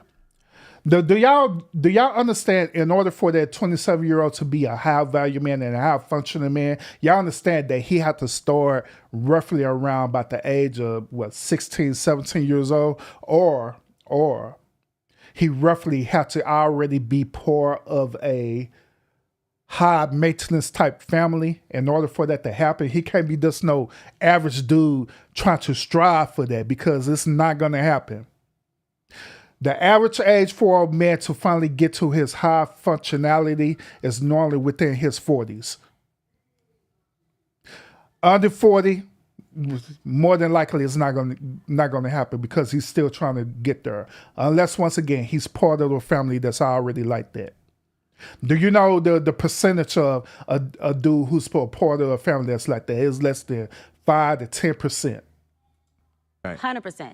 But 100%. so now 100%. 100% Yeah, this too. 100%. A woman Yeah. who has high value will not entertain or be patient with a guy that does not have Yeah, especially if she has certain 100%. 100%. 100%. She will. That's Especially if she has certain Cam. Especially if she has certain criterions that she knows most men of her age won't meet. that's Yes, what I'm she has to. So therefore, I'm telling you, If a that's what man she of high wants, she has value to. is a transactional type of thing. So to your point, it's like I know, I look at you, I look at women all the time. I have a beautiful establishment that we're in right now, Right. Fellowship. It garners a consumer that's about their business. This is Absolutely. not hookah smoking and standing on couches Right. and Twerking and section. doing No, the no, most, it's right. not that. Right. This is sugar daddy's addy in here. This is businesswoman. No, you need to. We need to get this on right. Oh, I see it happen. Yeah. Oh, so many times. Wow. Dress code. You're not coming in here with Jordans and flip flops. Like you can't do that. You Right. can't disrespect the altitude. Yeah, the culture of what's here. You see what I'm 100%. saying? Yeah. So yeah. with that, I know and I understand. A lot of people see my situation and not think that I'm not high functioning. What situation? See my situation. That's a very vague question, and it's for you What to. situation are you referring to that they're looking at and thinking is not high Hey, functioning? appreciate it, Lionel. Your life entirely or your life in My relationships? my life. See, don't deflect. Let's stay here. Your life entirely or your life in relationships? Both really. And they think that you're low functioning. No, I don't. You just said people see your life and think you're not high functioning. The opposite of that would be low functioning. No. Okay, so here you go. You're trying to take my no. intentions away from. This is. Can I correct it? Yeah, go ahead. Or can I give you more? Yeah, some more information. Heck yeah. So, I'm not married, right? I have beautiful children. How many? 8. I thought I didn't do my research. God I thought it was dang. 4, but 8. Okay. No, baby. Cool. It's By how 8. many women? 3. And this is the kicker. I want more. Now, By multiple women? What's the intent I of just saying want God about to your bring wife? them. I just want God to bring them. Oh, okay. And you have, so you just. Because my point is this. My desire to get married is lower than my fear of divorce. So, as you had said, Dr. Bryant, you said it, I didn't say it, I will agree. I'm just taking my time. You're not taking your time. I am, though. You're being very action-based. You're not taking your time. You're being very action-based. I'm taking my time. You're being very action-based. You have 8 kids with 3 different women. Yes. You are creating, procreating, and multiplying. That is not taking your time. You're being very selectively active. Okay? So you're creating in No. What he's saying is that he's taking his time for us trying to marry a woman. Now, do I agree with him spreading his loins? Me personally, no, I do not. But however, I understand where he's coming from this perspective, which his argument is very valid to what she was saying earlier, because she does say earlier that she's doing the same as that thing. She's taking her time and everything, right? And she also said this, that, hey, if it be an opportunity for a younger person to come into my life, then I'm willing to take that chance and deal with that younger person, regardless if this dude have a high social economical status or not, because that's why I also told y'all that most young men are not up there yet. They're trying to get there unless they are already established with a family that is like that, which is less than 10%. disclaimer. The kids are innocent. They are beautiful and amazing. Anything I say has nothing to do with them babies, because I can't wait to be a mom, and I love the kids, period. But you are proactively choosing where you want to be active at and where you want to take your time. You want to take your time in having a wife because of your own fears. But you will, and I say this with all respect and love, what I'm about to say next, okay, Cam? But you will selfishly create broken families, even if you're in their life and you're a proactive father, and I believe you're an amazing daddy. I can only imagine with just your presence and knowing you thus far. But these families are still broken. Every child cannot have Papa in the house with them. So some child, if not all, will end up with some kind of deficit without Daddy being there. Now, you chose to do that. I'm not saying you sat there and woke up one morning and said, I want to be selfish today, so I'm going to go make a baby. Not saying that at all. But those are selfish acts at the expense of your fear. So at what point do you feel the fear, do it anyways? And yeah, that is a low functioning behavior. To say that I am going to create these homes. Oh, let me go better. I'm gonna build these houses and put kids and these beautiful women and kids in them, but I ain't gonna create a home in them. I'm gonna wait till I dissipate my fear to find a wife where I'm still gonna be fearful with, because there's no such thing as not having some type of nerve or some type of feeling behind marrying somebody who you're spending your life with. And then I'm gonna build a home with her while all these other beautiful babies have houses. That's completely unfair and it's selfish. All right, so here's my rebuttal on this. All right, now I can agree with her if Cam is intentionally doing this on a toxic level where he's not taking no type of accountability whatsoever. Okay, I could agree with her on that, and I could rock with her on that. If he's the toxic person that's doing that, if he does literally nutting up in these different said women and leaving them without taking accountability for his choices that he made, rock her on that. But however, if Cam is literally sitting up here, if he's literally taking care of his responsibility, if he's taking accountability and he's doing his best to be active in all these children's life, then there shouldn't be no argument about it whatsoever. Nor he's not breaking up homes, okay? He's not breaking up homes. All he doing is simply procreating. That's it. Now, she stated earlier about her and her situation about marriage. She literally said the reason why she didn't want to be with these said fiancés is because of compatibility issues. Let's keep it for what it is. She said both of these dudes who were her fiancé, she didn't want to be with them for whatever type of compatibility reason. Fine. It is what it is. But she can't sit up here and move the goalposts and say that since what Cam is doing, he's doing the same as that thing created broken households and stuff, because if that be the case, would it be logical to say that she's doing the same as that thing too, with the exception that she never procreated with her fiancés, but she could create broken homes through the dudes that she dated, where she could have had damaged these dudes. It could be a possibility. Or it could be a possibility. Who knows? But the whole point I'm saying is that if he's doing what he's doing as a father, then it is no reason why his situation is toxic. That's all I'm saying. Nino, thank you so much for the cash out. Appreciate you. Just tell me when I can solve. Yeah, almost. That's completely unfair and that's selfish. And so, yes, you're taking your time in this department, but you're not taking your time in this department, which means you're compartmentalizing.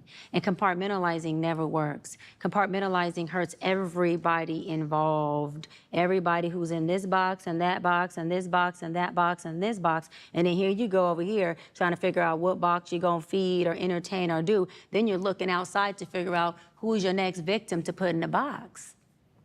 It's unhealthy. And it's a huge dysfunction within our Black community that I truly believe personally, statistically, mental health-wise, and community-wise, that Black men would stop. Black men would what?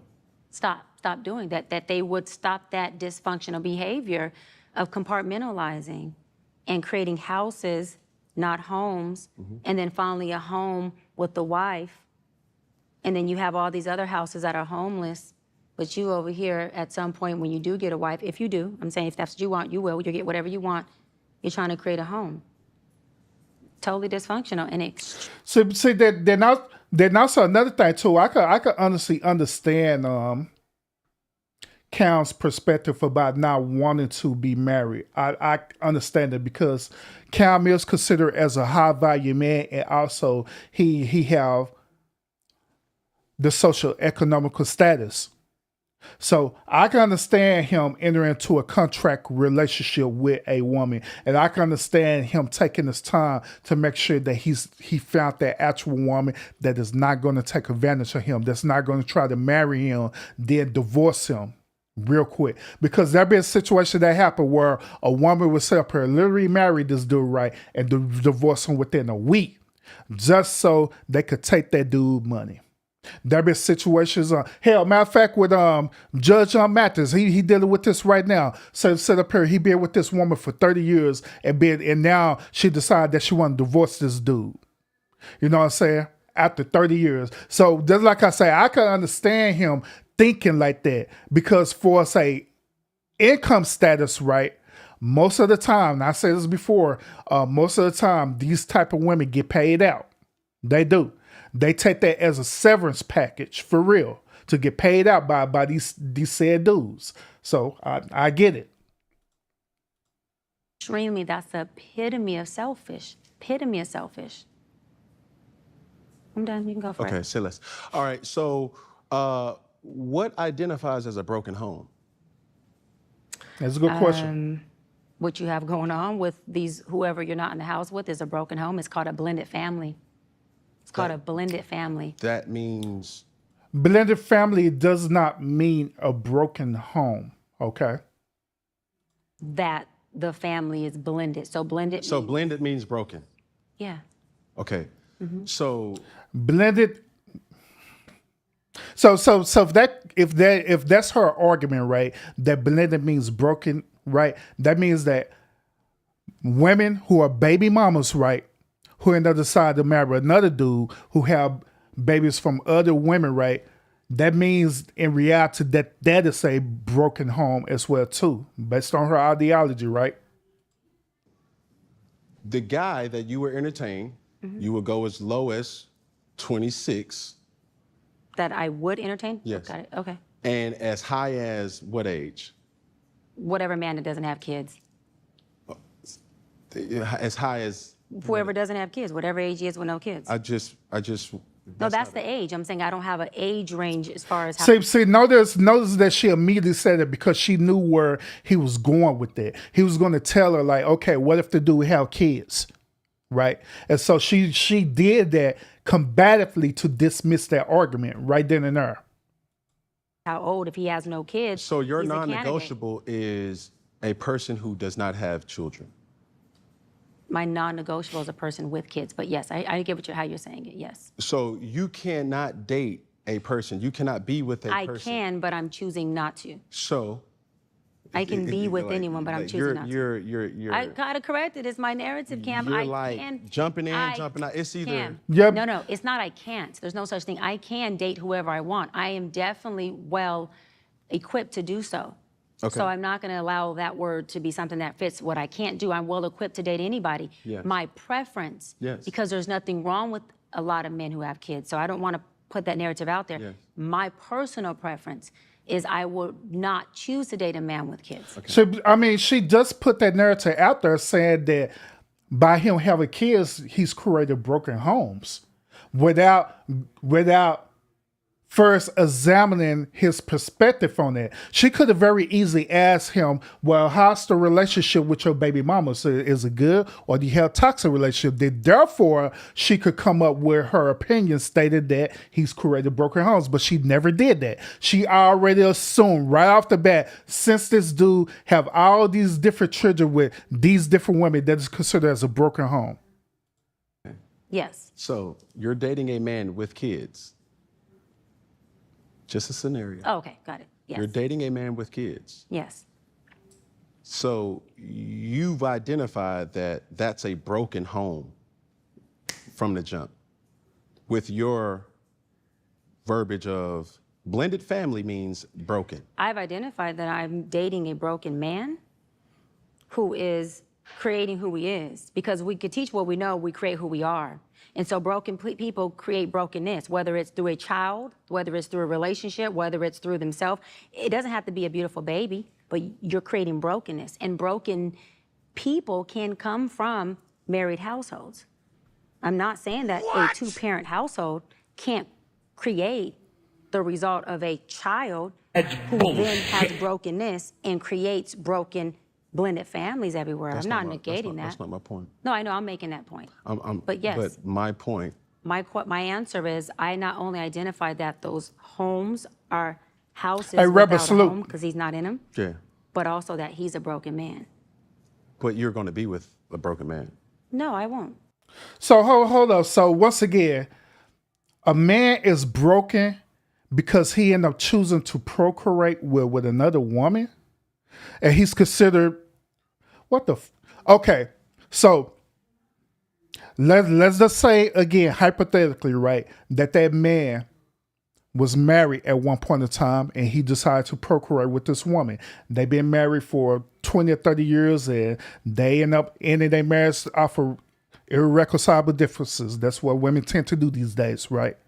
So you mean to tell me that just because this man just because the woman decided to end the marriage with that man, he's considered as broken? And that's considered as a blended family too? Come on, man. That is some bullshit. That's bullshit. So, based on her definition, right, that could be true with women who were, hypothetically speaking, with men who decided to procreate with that same said man, right? And they end up getting divorced or whatever stuff, right? She's considered as broken as well, too? I just said I wouldn't be with a man. I wouldn't be with a broken man who has multiple kids. I will take No, not multiple. I'm well, talking. a kid. It doesn't So matter. you're I don't not going to date a man with children. No, but let me clear this up because you said I won't date a broken man. That's not what I said. No, I said, are you? Listen to what I'm saying. I heard you. Doc. Let me answer it. Hold on. We all have There a she level is of again, being brokenness. argumentative. So will I date a broken man? Yes. Am I going to date a certain type of brokenness? No. Of course you're not. And that What? type of brokenness is a man who has kids outside of me isn't something that's conducive for what I want forever. But will you date him? No. So that goes to my point. I'm trying to ask a question. You have two different men right here. One man who has. I will not date a man with kids. Okay, that's all Let right. him Yes. finish. I will But not. do you understand? Just off of the statistics, Here we go. Go ahead and be a statistic and say it because I hear it all the time. And what? say it. You say what you're saying, and I'm going to either Based on agree statistics, most men have kids. Go for it. at your age. But that's why I said early on, Cam, when you said young and remember the patience of me being older woman, I said, well, for a woman who has certain qualifications or criterions like no kids, that would be, I have to have enough brain cells to know, baby, that's the payoff. Okay, he may be younger, successful, no kids, but now you have to make sure you implement the patience. Or you get you an older man who has kids, and he could have been married with his kids. There's a lot of different scenarios why men have kids, okay? But then you don't have to have as much patience with him as maturity-wise. But do you want to have patience to say, and it's not even dealing with, because that's not bad, you want to have enough patience to gut the fact that you are dating a man with young kids or grown kids, and that's against what you want, your value system. For me, I rather choose the poison of, I'll have patience with you, baby. We'll just have to figure this out, and I'm cool with that, and we'll have a good time in the meantime. Then I know that you have kids. It's against something I never wanted as a child. And now, if you have young kids, I'm gonna be very involved because I'm a loving woman. I'm never gonna take But a you're giving a scenario that you're saying. yeah, that you're wouldn't not- do. that- yeah. Right, and those are the reasons why I wouldn't do them. For sure. Because I'm gonna be involved, right? I'm never gonna be a woman who's not. But I must defend this situation. I have 8 children. And 8 beautiful babies. I I'm will sure. not, no baby mother of mine could ever say that she's a single mother, because single mother insinuates that she has no help. So for me and my situation, life be lifing. That's a common. Yeah, it does. I agree. And my situation is a product of life Life. happening. So And none of us are exempt from it. of course. Right, So we right, have preferences. We 100%. have things that we could say, okay, I would love to do this. I'm Right. raised in a church, so my father would always direct us to say, hey, be this, be that, be that, be this. Right. But I can also tell my father this, your reality is not my reality. 100%. You walking into 7-Eleven is different than your son walking into 7-Eleven. Sorry. Makes sense to you. So I can agree with you, and we can agree to disagree, that I'm not creating broken homes. I'm doing the best with the situation that I was given and am given. So hands-on father, absolutely. I don't subscribe to just bringing fatherless children or motherless children into this world. I have an unbelievable relationship with the mothers of my children. And it's healthy co-parenting that we show the children real love, real communication, real orders of operations. And I think that's key because even though we have this unspoken societal pressure to do this and be this, but that's just not, that's a unicorn that you're waiting for. Because if I'm sitting up here telling you like, yo, I have aspirations to have this, but my experiences have shown me that that person really doesn't exist. So when I'm asking or when I ask questions of, is the expectations unrealistic? Right. Because my reality has garnered unbelievable connections with women around the world. Not in Africa, I haven't been in Africa, right? But at the same time, I've been able to make the best of my situation. And I can't say that that situation ever resulted into a broken home. Got it. So this is my thing. You can label it whatever your hurt ego needs it to be labeled so that you feel good about your choices. But at the end of the day, a family consists of a dynamic. And that dynamic consists of two parents and a child. And when you start to create that multiple times, that's called a blended family. And when there's somebody missing from the home, but they are the school daddy, meaning I picked them up or dropped them off to school, or they are the sports mother or father, I come to the games, but they're not the, I wake up and go to sleep with my kids, that household now is broken by the, by the family dynamic. Hold on, that does not mean, Cam. You're not describing me. That does not mean, Cam, that you are not a dynamic father. That does not mean that you don't have a great relationship with him. I'm talking about the political construct of a family. Societal construct, political construct. If you want to, that's what I'm saying. If you want, See, I want to say this, okay? She set up her targeting Cam in this situation, right? So let's use another realistic scenario, okay? So with Sierra Future and Russell Wilson situation, right?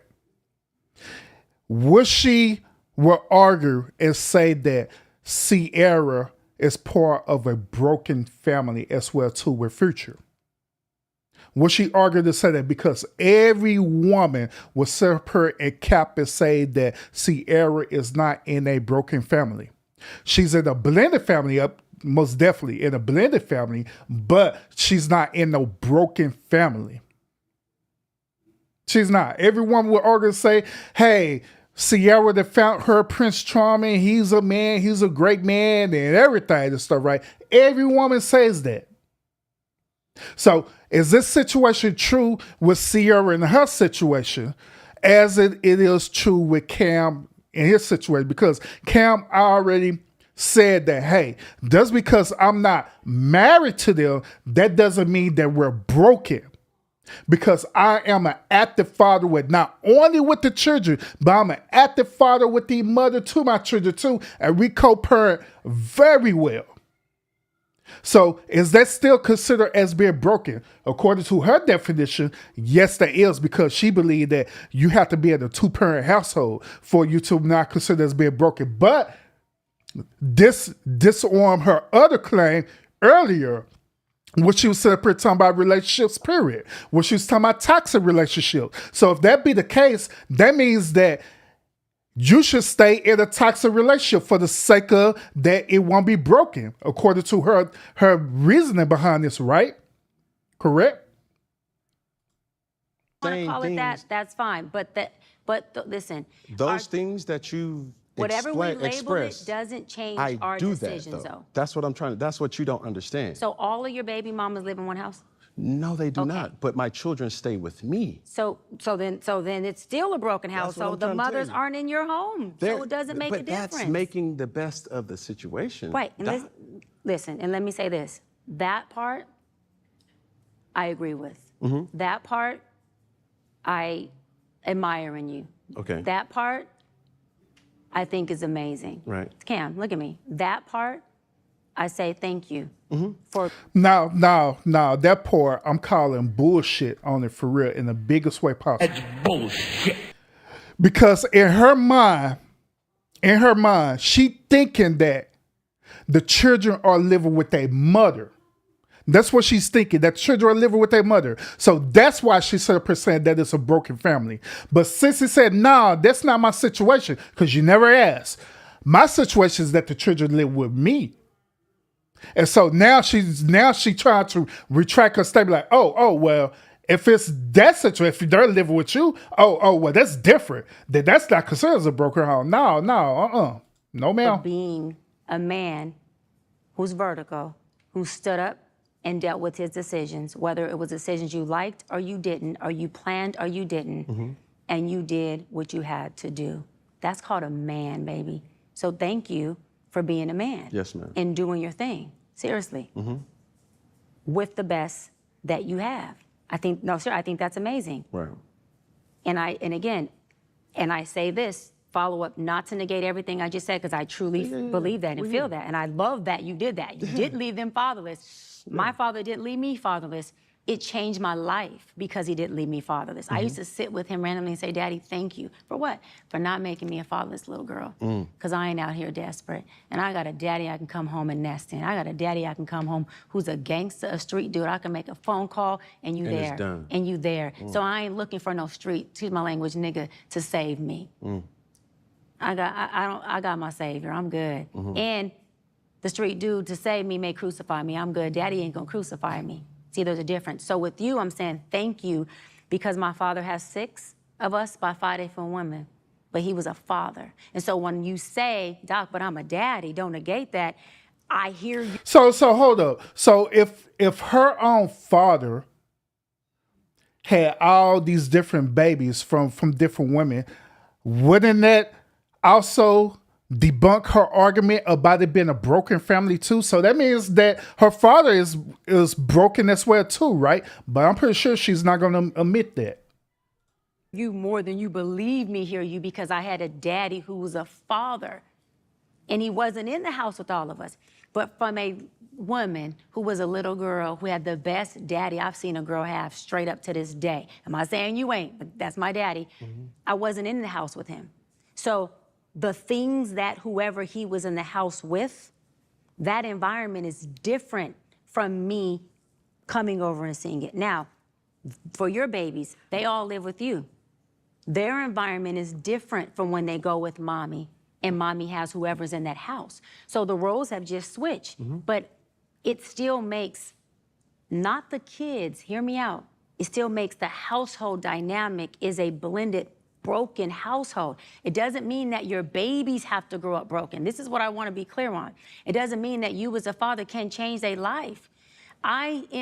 Listen, I beat the odds of being a baby mama because I had a daddy that wasn't in the house, but he was in my life, he was in my ear, he was in my ass about decisions.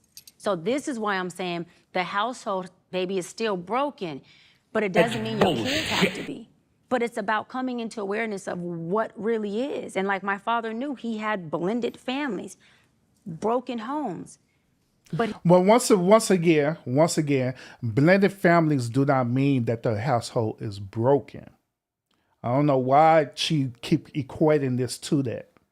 It doesn't mean that at all. Those of y'all who watching this, and I hope and pray people who have watched Cam Newton podcasts on this, blended family do not mean broken. Don't believe in this bull crap that this single woman is telling you, okay, that is not true.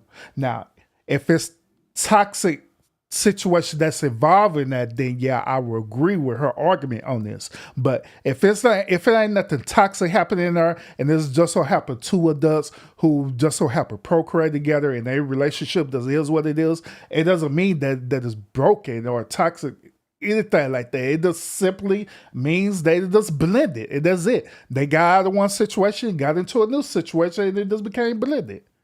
It just is what it is. He tried to overcompensate, and he did in every way he could by being a daddy. So that's all I'm saying is we can label it what we want, but the reality is this is what a blended family looks like, unless you're telling me it's polyamorous, and you're not. This is what a broken household looks like. Now, let me go further. Do broken households make for good people? You damn right. I'm not a statistic. I ain't perfect. I work through my stuff. I come from the inner city of the hood. I'm a product of teenage parents, a dope dealer and an addict who is now sober and killing it. My mama's a VP of my company, runs everything, got her own business, and I'm a doctor. So people like me come from situations like that. So I'm always advocate for it, but I'm always keep it real about what it is. Because in order for us to take it and heal it and do something with it, we gotta call a damn duck a duck, so we know where to put it, what to feed it, how to do it, and what it needs. We can't be in this society as Black people and want to give things different words so that it makes us feel better about our decision.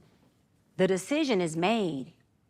It is a broken home, it is a blended family, and now what are we gonna do with these beautiful babies? So that your son, you got boys? I'm guessing out of 8, you gotta have some boys. So that your boys make different and better decisions than Daddy did. Not that you didn't do the best of what you had, but so your boys can say, Daddy, I admire you, but I did it different. Daddy, thank you for not letting me be fatherless, but I did it different. Your daughter can say, Daddy, I only married him and got all 5 kids with just one because 2 things, you was in my life, and because I didn't have to choose from despair, and because I love you, but I didn't want to have 3 or 4 or 5 kids by multiple men. So I chose different than you. But watch this. But he has these similarities about you that I love. He's loving. He won't leave me hanging. He's stable. He got my back. Because that's what I love about you. But your choices is what I didn't choose in this man. And that's okay. I don't choose my father in men who have the multiple kids, but I choose my daddy in men who are solid, and who got my back, and who love me unconditionally, and who dote on me, and still treat me like his baby at 41. That's all I'm saying. So you're doing a hell of a job, thank you. But the situation is what it is. It's the reality of it. I can talk. Yes. Okay. Whew. Now, we're going to press the space bar with that real quick, and we have to get to our game. We have a game? Oh, you don't play games? I do. Oh, okay. I love games. I'm excited. I was excited. I'm pretty sure 26 don't come with a lot of games. Yeah, but needless to say, let's play a game. Let's go. With Dr. Bryant. Ooh. You hear other people's emotions. Let's learn about yours. In a game we like to call Inside Out with Dr. Bryant. I love it. Let's go. The movie Inside Out plays on the tropes of 5 different core emotions. You seen Inside Out? I haven't. I need to. You don't got kids, so. Using this idea as a reference, giving us 5 things that cause a deep joy, anger, sadness, fear, and disgust. Right? I'm just hoping this music don't get copyrighted. So I'm going to give you a word, and you're going to give me an example of what triggers these. Ooh, this is good. Okay, I'm going to have to use this with my client. Can I steal it? Can I use it? This is it's something that's so pending, and I look, I'm trying to be so obedient and function in high value or high functioning by just stopping and saying, oh, I can't. Woosah. Are you ready? I'm ready. The first word is emotions. Love and healthy. The next word is joy. My family, my brother, Shane, my mom, my nieces and nephews. Next word, anger. I can't say the word that came to my mind, but I'm a funky. coast with you. No, keep it funky. I got to Keep it coast with funky. you, Cam. Don't do that. Don't do that. Don't do that. Oh, See, you promised to keep it funky, all funky, so help you God. Why you keep reciting all these biblical versions and all these different... Yeah, it ain't met the biblical about what I thought. Okay, say the word again and I'll say it. Say the word again. Well, like they say in church, let them use you. Woo. So, the word is, as you heard, you're so intellectual for you not to listen. So I can't coast with you. Damn, go ahead. Anger. I'm F-U-C-K. Negroes.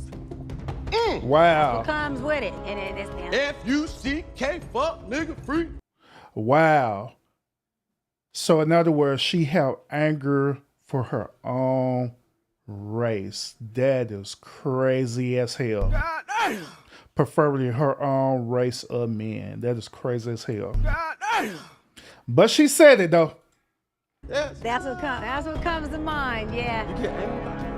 About that. Yeah. Wow. Yeah. Wow. We got to break those generational curses, Wow. man. Yeah. Okay. Let's go. All right, here we go. Next word is sadness.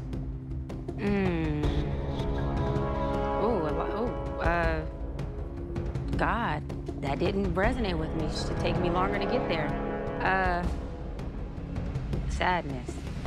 I'm stuck. No, impossible. No, I'm let me dig. Oh, well, No. with the sadness, I'd have to go with my father and grandmother's recent death. That would go with grief for me. Yeah. Grief, 100%, Okay. yeah. Next word is fear. Fearless comes up for me. Bring it. Whatever it is, let's go. But that's deflecting. Yeah, but I'm not a fear person. So, fear of fear of fear of creating a broken home for my babies. I don't want that. If I had to choose a fear, creating a broken home for my babies. Okay. I've waited too long. And that's the reason why she was getting on Cam about that, because that is her own fear, her anecdotal experience, because that's what happened to her. Last word. Oh, shit. Disgust.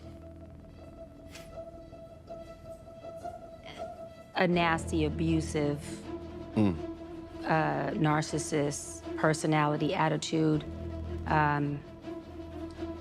with no intent but to bleed and spill their pain onto other people. Disgusting. There you have it. Yeah. But can I go back to something real quick? Yeah, of course, of course. With your prognosis, Dot, of my situation, would you consider me a high value man? High valued or high functioning? High value and high functioning. High valued, yes. I think that you are. Wait. Hold on. You know, value's you got different my than functioning. undivided attention. Okay. High So- valued, yes. Okay. Because obviously you have the value, Okay. right? High functioning, I believe that you are a hybrid. I think that you are in the journey, in the process of still becoming. I think that you have more low functioning behaviors. Seriously, and I think that your thoughts and emotions, when you're allowing yourself to really be you, not Cam Newton I'm on, not Cam on the field, whatever this personality you've created, I think your thoughts and emotions are high functioning when you're being the core of the essence of who you are. And I, damn, I'm just gonna be obedient. And I believe and hope that Please. your speak babies, free. especially your boys, they let more of that part of Be obedient to what? What the hell is she talking about? you that's in them shine and lead. Then, not the decision making, I'm not saying, then the part of, has nothing to do with decision making, then the part of that has been masked or the part that entertains. I hope that they can, because for them, for their benefit, they can dwell in who they are, which is that part of the high functioning and that loving and that vulnerable piece that you do have, that I've seen just sitting here with you. That part's beautiful, and I think you should let that be out more. Why you don't? Think that goes in with your fear, but that's a whole nother That segment. goes in with Go who? ahead. That's a whole nother, that goes in with your whole fear of divorce and all this other stuff. But that's a whole nother. That'd be a session we do one-on-one. A whole nother Yeah, session. but those are also life experiences, though. See, this is where I was holding back from your critique on broken and blended.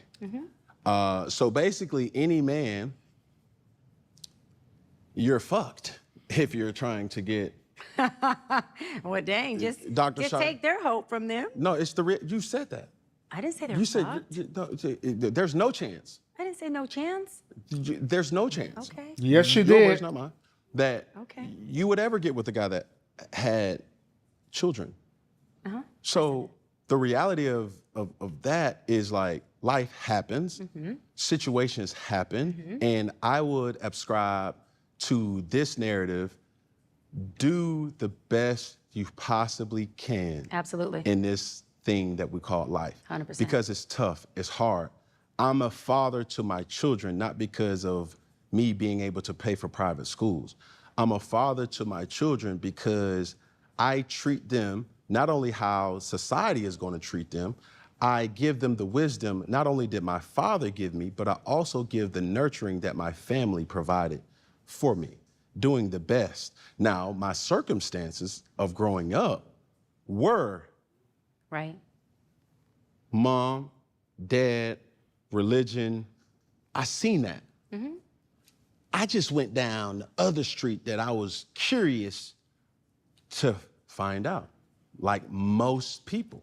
And curiosity did what? That cat. Bought coochie. That cat. Yeah. And, Oh. and that's the problem. Buying coochie and creating babies and throwing D's instead of creating F's, which is the family. We talked about that earlier. That's a problem. That is another Yeah, but dysfunction that needs to stop. That's not healthy. That's dysfunctional. we've identified So that. curiosity killed the cat. So the cat got killed Yeah, but while trying to find some cat. we've identified that, but what I'm basically saying is, even though we have hopes of having what we desire, it doesn't always, I agree. and that's I agree. my point. Yeah, no, I 100% agree. So when But I have a question. Yes, ma'am. Well, you can finish. You want me to wait? I'll hold it because it's for you. So when you try to stereotype or you try to analyze a situation, and it's a lot of people's concern and curiosity. But the truth of the matter is, my father, who is still in my life, who is the most influential male in my life, and my mother also, I've seen that structure dynamic. And to the best of my ability, I will be able to give that to my children. I believe you. So, Yeah, your question. I believe you. We said life, and be doing this thing, of course, and none of us are exempt to what life does, so there's no point even personalizing it. It's just more about who's next for life. What is your outlook or your analysis on people who life has lifed with, but they just happen to make different decisions that breeded a more healthier result, even with the same things that life threw? Life threw this person a curveball. One person decided to step forward and get hit by it so they could take their walk to the first base. The other one stepped back and cracked a home run. And the other one just striked out. Same curveball, right? So to the person who hit the home run, do you call it, and I'm asking this, but it could be some other answer, do you call it luck? Do you call it just a strong internal locus? Do you call him just a good decision maker? What do you say for that? Because we always talk about, the people who doing the best they can with their life, the folks who've made these certain decisions, and where do we go from there? And that's okay. But what about the people who lifed, but they just happen to make better decisions? Not be a better person, just make better decisions. So life's results look very different for them, but they came from a place of struggle as well. What about that person? That's a loaded question. I'm trying to answer. Just answer it however you can think to answer it. Yeah, but whether you took a hit, whether you striked out, whether you hit a home run or not, if you have another opportunity at bat, that's all that really matters. What are you gonna do then? Because everybody who plays baseball don't always strike out. Everybody who plays baseball don't always get hit. For damn sure, everybody who plays baseball don't always hit home runs. Absolutely. So you have to carpe diem, seize the moment that you're in or the situation that you're in. And no matter who it is, I will not let you dictate what you think or you think Right. or you, What because you're doing and what you got going on. yeah, it's like the truth of the matter is like, yo, I know who I am. I'm so comfortable in that. And it's so enlightening to hear. And to be honest, that's why I said earlier through the stream too about telling y'all that you don't allow people to dictate how the way they want you to be, because in reality, you are perfect. You are who you are. But what's important is that you have to be centered and comfortable into yourself to know who you are.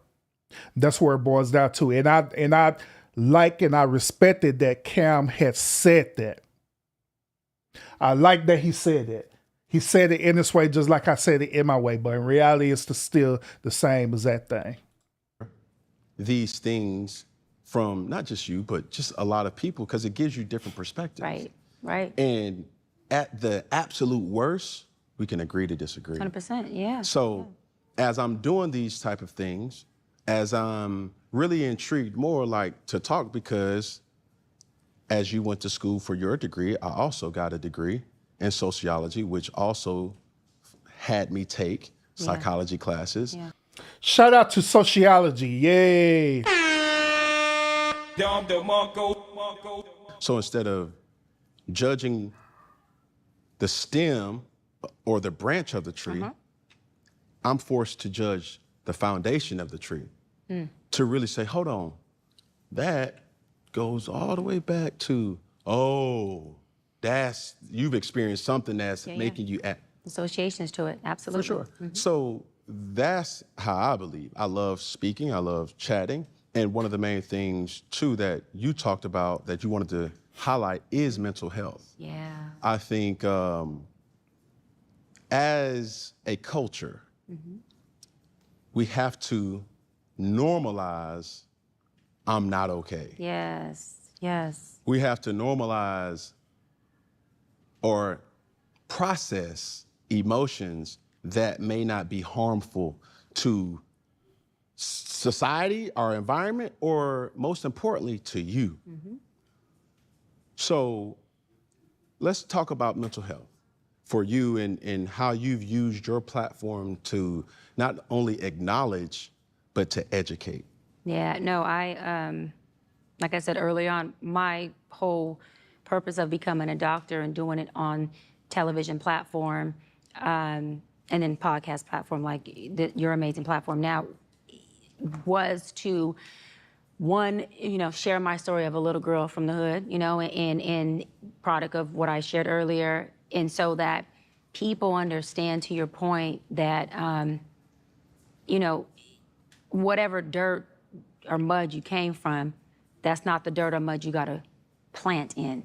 And that, soil can be recreated and soil can be plowed up in what that looks like. And so also that saying you're not okay is actually 50% of you getting to the okay you're trying to get to. And awareness and accountability of saying, I'm in the dark, is letting someone know who can possibly help you get to the light switch to turn on the lights. And it's all about the lights turning on so that you take inventory of where you at, who you with, and who you are. And only then can you start to create when you can see. Yeah. Right? And so I just, to everyone in general, because mental health is a human right, it's not just a Black right. Right. But specifically to the folks in our Black community, we need to start to deliver and not dismiss each other. Not only in the therapy session, but on the podcast. We need to have an exchange that says, this is my subjective opinion, this is your subjective opinion. And any point in time that I feel, Cam says something that I can deliver him from. And delivering doesn't mean I'm some know-it-all or an expert. Delivering means I admire you for being a father. Dude, you are amazing for taking the breadcrumbs and saying, let me go on and make a loaf with this. So that in my perspective, I'm doing everything I can to fool this bread and not have these pieces spread around. So that's the delivery piece. Dismissal is, because of your choices, you low functioning, you ain't nothing. That's dismissing. But delivery is, listen, your decisions created this. All right, so now what are we gonna do with that? And how can I be a part of helping do that with that? How can I be a part? I wanna be an extension of it. How can I help that mold into these beautiful things? So your babies could look back and be like, Daddy helped us do all this, and this is where I went different than him, only because it made me better in this way. And that's okay, right? The other thing is, man, depression and throwing around depression, throwing around these different mental health diagnoses. You can have symptoms of anything and not be it. And I think in our society, people get caught up in, I'm depressed, or I'm having anxiety, or I'm ADD, or I feel these ways. We have down days that represent a lot of symptoms of depression. Doesn't mean that we are. However, if we are, then we need to be seeking help. Because, Hey, thanks for the cash. I appreciate it. again, we are creating us everywhere we go, in our relationships, with our kids, with our family. And if we even just want to say we care about our loved ones, getting help is something that helps them. And for parents out there, and Thank I'm you, not a Scott. parent, but I'm with parents for the 17 years I've been doing it. I'm the oldest of 7. I didn't birth, but I parented, all of my siblings. I know it's a big difference, mamas. I'm not taking that from y'all. A big one. Big difference. I'm putting that out there. I get it. But still, as a parent or folks who have little ones looking up to you, the best thing you can do for them is to get help and show them what help looks like and show them what asking for help looks like. And Black men, I'm gonna say because I can speak for me, and I think I'm speaking for the collective, but we love y'all. We here, we got y'all back.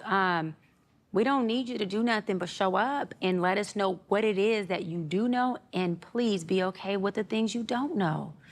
And allow, if it ain't us, an ally. I don't care if the person don't look like us, to help you not get to where I want you to be, not get to where outside wants you to be, your parents, society, but to really help you figure out where and who you want to be. Because that person is who we love, and that person is who we need you to be.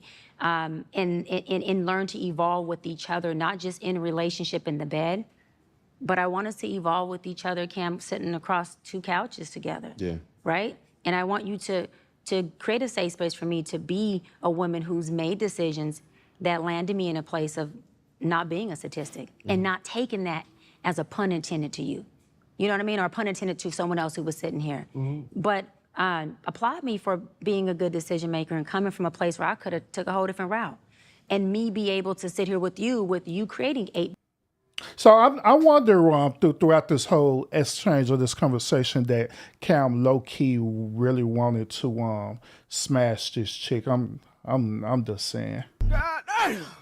Or low key Cam really wanted to be in a relationship with this chick, but she's single, and so he's saying that not every woman he's going to qualify for. You know what I'm saying? And that's how the way it is in life.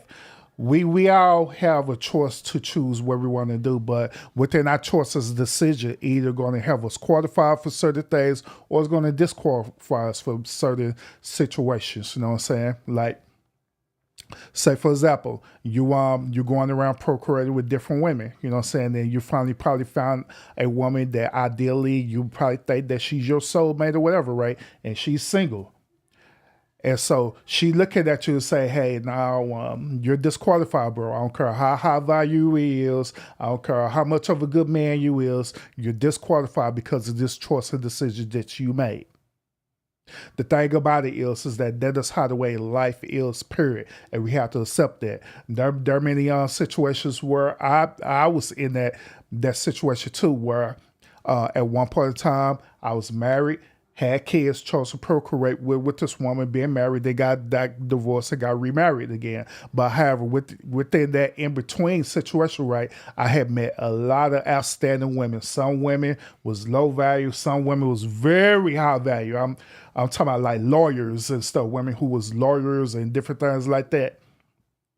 And I simply did not qualify for them for the simple fact that I have children and they don't have children. And that whole expectation is that they want to be the first one for their man to have children with, which that is understandable. But like I say, in life, you make certain choices and decisions that it will determine your future.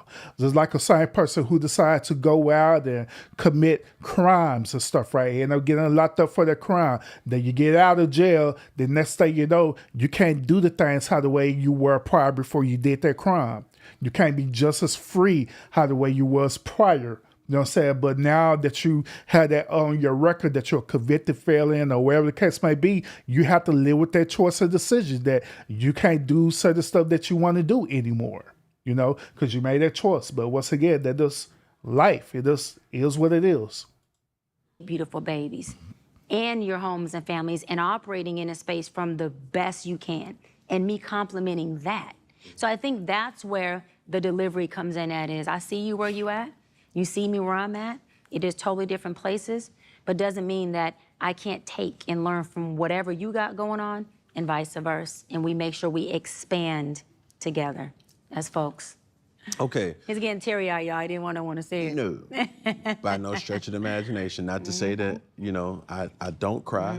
I think I found myself, even to that point, crying and admitting to crying more about my children, right? I was, like, my father to me is my hero. To this day, right? And when I look at my children, I see that look in my sons to this day. And it's certain parenting tools that my father didn't do with me, but the point was pushed across the finish line. Right. That I want to give my children. That's not to say that my dad wasn't an amazing dad, which he is. There are certain things that, as a son, I wish he would have did certain things different, but our parents aren't perfect. Yeah, but that's all of us as we get older. We aim to do different and better always. So the thing that my children have taught me is unlocking emotions. And also, it's just not my children, it's my partner now. And she does an amazing job with identifying that. It's like, tell your daughter, like, I'm making you better for your daughter. You doing what? Trust me, babe. It ain't no, calm down. We not yelling. I'm not yelling, babe, but I just want you to feel me. Feel me. Yes. Kuda needs you. Kiri needs you. Tweet needs you. Like, these things is where it's a place of refuge, not a place of war. Right. So as I'm living, I'm not afraid to say, bro, I cry. Man, my sons make me proud. And even though my dad never verbalized that, I knew what he meant. Right.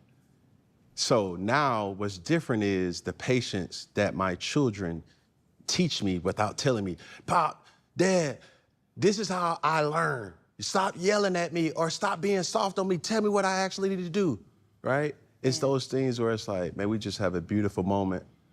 And I know my son, you know what I'm saying, love boba tea. It's like, yo, boom, let's go get some boba. Boba is right next to Papa John's. We go get a stuffed crust. Like, boom, that's our thing. But each one of my children is different, and it's a different emotion that comes out from me, and it encapsulates or embodies and allows me not to compartmentalize out of like, yo, you're compartmentalizing. It just allows me to know each child. Oh my God. And serve them at their needs. And that right beautiful. there is like, I'm the intrusive dad, where I love you, boy. Come here, give me a hug. Like, go brush it. But you musty, boy. Going upstairs. Like, those, that's how, I mean, even with my friends, even with my team, right? I can sometimes be too blunt. Yeah. And I'm learning, right? But enough about me. Obviously, when we were talking about your intro, back in the day, it was like a badge of pride to say NAACP. You know what I'm saying? black, when Martin Luther King and these activists were people who were so stoic, they believed in something, they stood for something, they spoke for the community. How can young individuals get a part of certain programs or certain things that push the culture forward in a healthy way? I love that. Well, for one, they can become members, obviously, right? And you just go to NAACP.org and become a member, or go to our Instagram, NAACP1069. Also, you have local branches you can be involved in. But at a higher level, what we need also, is to have a lot of the celebrities who tend to enjoy the NAACP image. All right, so what I'm gonna go ahead and fast forward to their final thoughts on this, and we'll be done. Shout out to each and every last one of y'all who stuck it out all the way to the end. Shout out to each and every last one of y'all who are watching this, who gonna catch the replay of this. Shout out to each and every last one of y'all who watch part of this and left and going to watch the rest of it later on tonight. Appreciate y'all a whole lot. Appreciate it a whole lot. All right, so yeah, I'm gonna fast forward this to their closing thoughts, all right? Because now all she ready to do is plug it in her nonprofits and all this stuff there, all right? So let's get it. This is what happens when your cigar goes out? I'm trying to tell you, I get agitated, long-winded. It took you 16 paragraphs to tell me where you originally was from. I'm telling you, yeah. I really enjoyed this, though. I really did. And as we end things here at Funky Friday, it's simple, all right? We understand that you can do a quick analysis of somebody, right, but let's see if you can pay attention and process what I'm telling you that needs to do so we can close. Facts. Let's go. So we're gonna start with this camera right there, and then we're gonna go to this camera right here, and then we're gonna finish with that camera right there. Can I put some gloss on? Oh, go on. You keep the cameras rolling. Hold on. Yeah, please do. Please do. Get this gloss going. Because I left so much out there that needed to be said, but I'm just gonna bite my tongue. And it was no pick stone today, though. Nope. Was they? None whatsoever. Am I good? Respectfully, yes, ma'am. Okay, let's go. So, 26. You see how demanding she is? More power to you. To my, I'm good. Like, dang. I can't even say 50, no pun intended, but 50 plus, you can't, not that. But as we end things here, Funky Friday, right? We're gonna start right here, then we're gonna go right there, then we're gonna finish right there. And when I say all together, we're gonna say one love. Don't forget the thumb. There we go. All right, when I say all together, what are we gonna say? One love. I'm ready. Let's go. All right. I'm ready. She had troubles following Here we go. directions. One finger. We're gonna start with that camera right there. She had trouble following directions. Boy, you don't run this thing. Let's go. Here we go. One. See, it's the whole point that she's not competent or following directions. It's the point that she don't like for men to tell her what to do. And that's the whole purpose of this final exercise. One finger, one pinky, one thumb, all together, one love. Ooh! You like that, you like that, you like that, you like that. Dr. Cheyenne Bryant, y'all. Thank you. That was good, Cammie. Thank you. Appreciate you, You were I appreciate the content from Cam Newton. Yeah, appreciate the content for Cam Newton. Salute to him. Salute to his show. Wish much success to his show. Also, shout out to Dr. Brown, even though, we all determine how the way she is. It is what it is, but salute to her as well, too. And also, salute to each and every last one of y'all once again. I appreciate y'all a whole lot for tuning in and sticking out to this particular episode. I know this episode about 4 hours long, but I just wanted to go ahead and play this full entire episode because I had time to do it, and I knew I wasn't going to have time to do 2 parts to this, all right? So thank y'all so much for that. Appreciate everybody who donated to the channel. And everyone not only donated, but they actually became sponsors to this channel, all right? Scorpio Mama is a sponsor to this channel. Appreciate you a whole lot. Thank you. And also Lionel as well too for being a sponsor to this channel too. Appreciate you, bro. Appreciate you a whole lot. And you also could become a sponsor to this channel as well too. You could either sponsor this channel by donating through either the Cash App that's on the screen right now, or since I'm now monetized as well too, you could also donate through Super Chats as well too. You know what I'm saying? So appreciate each and every last one of them. And I appreciate each and every last one of y'all who have been a sponsor to this channel too. And South Patch talking about, what's a sponsor? A sponsor is a person who donates to the darn channel, woman. You know what a sponsor is. Don't you start today. Golly.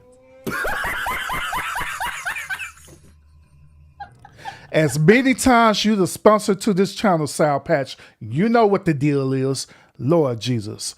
And I'm DJing later on tonight. Yes, I'm going to DJ later on tonight. So make sure y'all have the notification set when I do go live, okay? Other than that, y'all, I appreciate y'all tuning in, and I'll see y'all again on the next episode.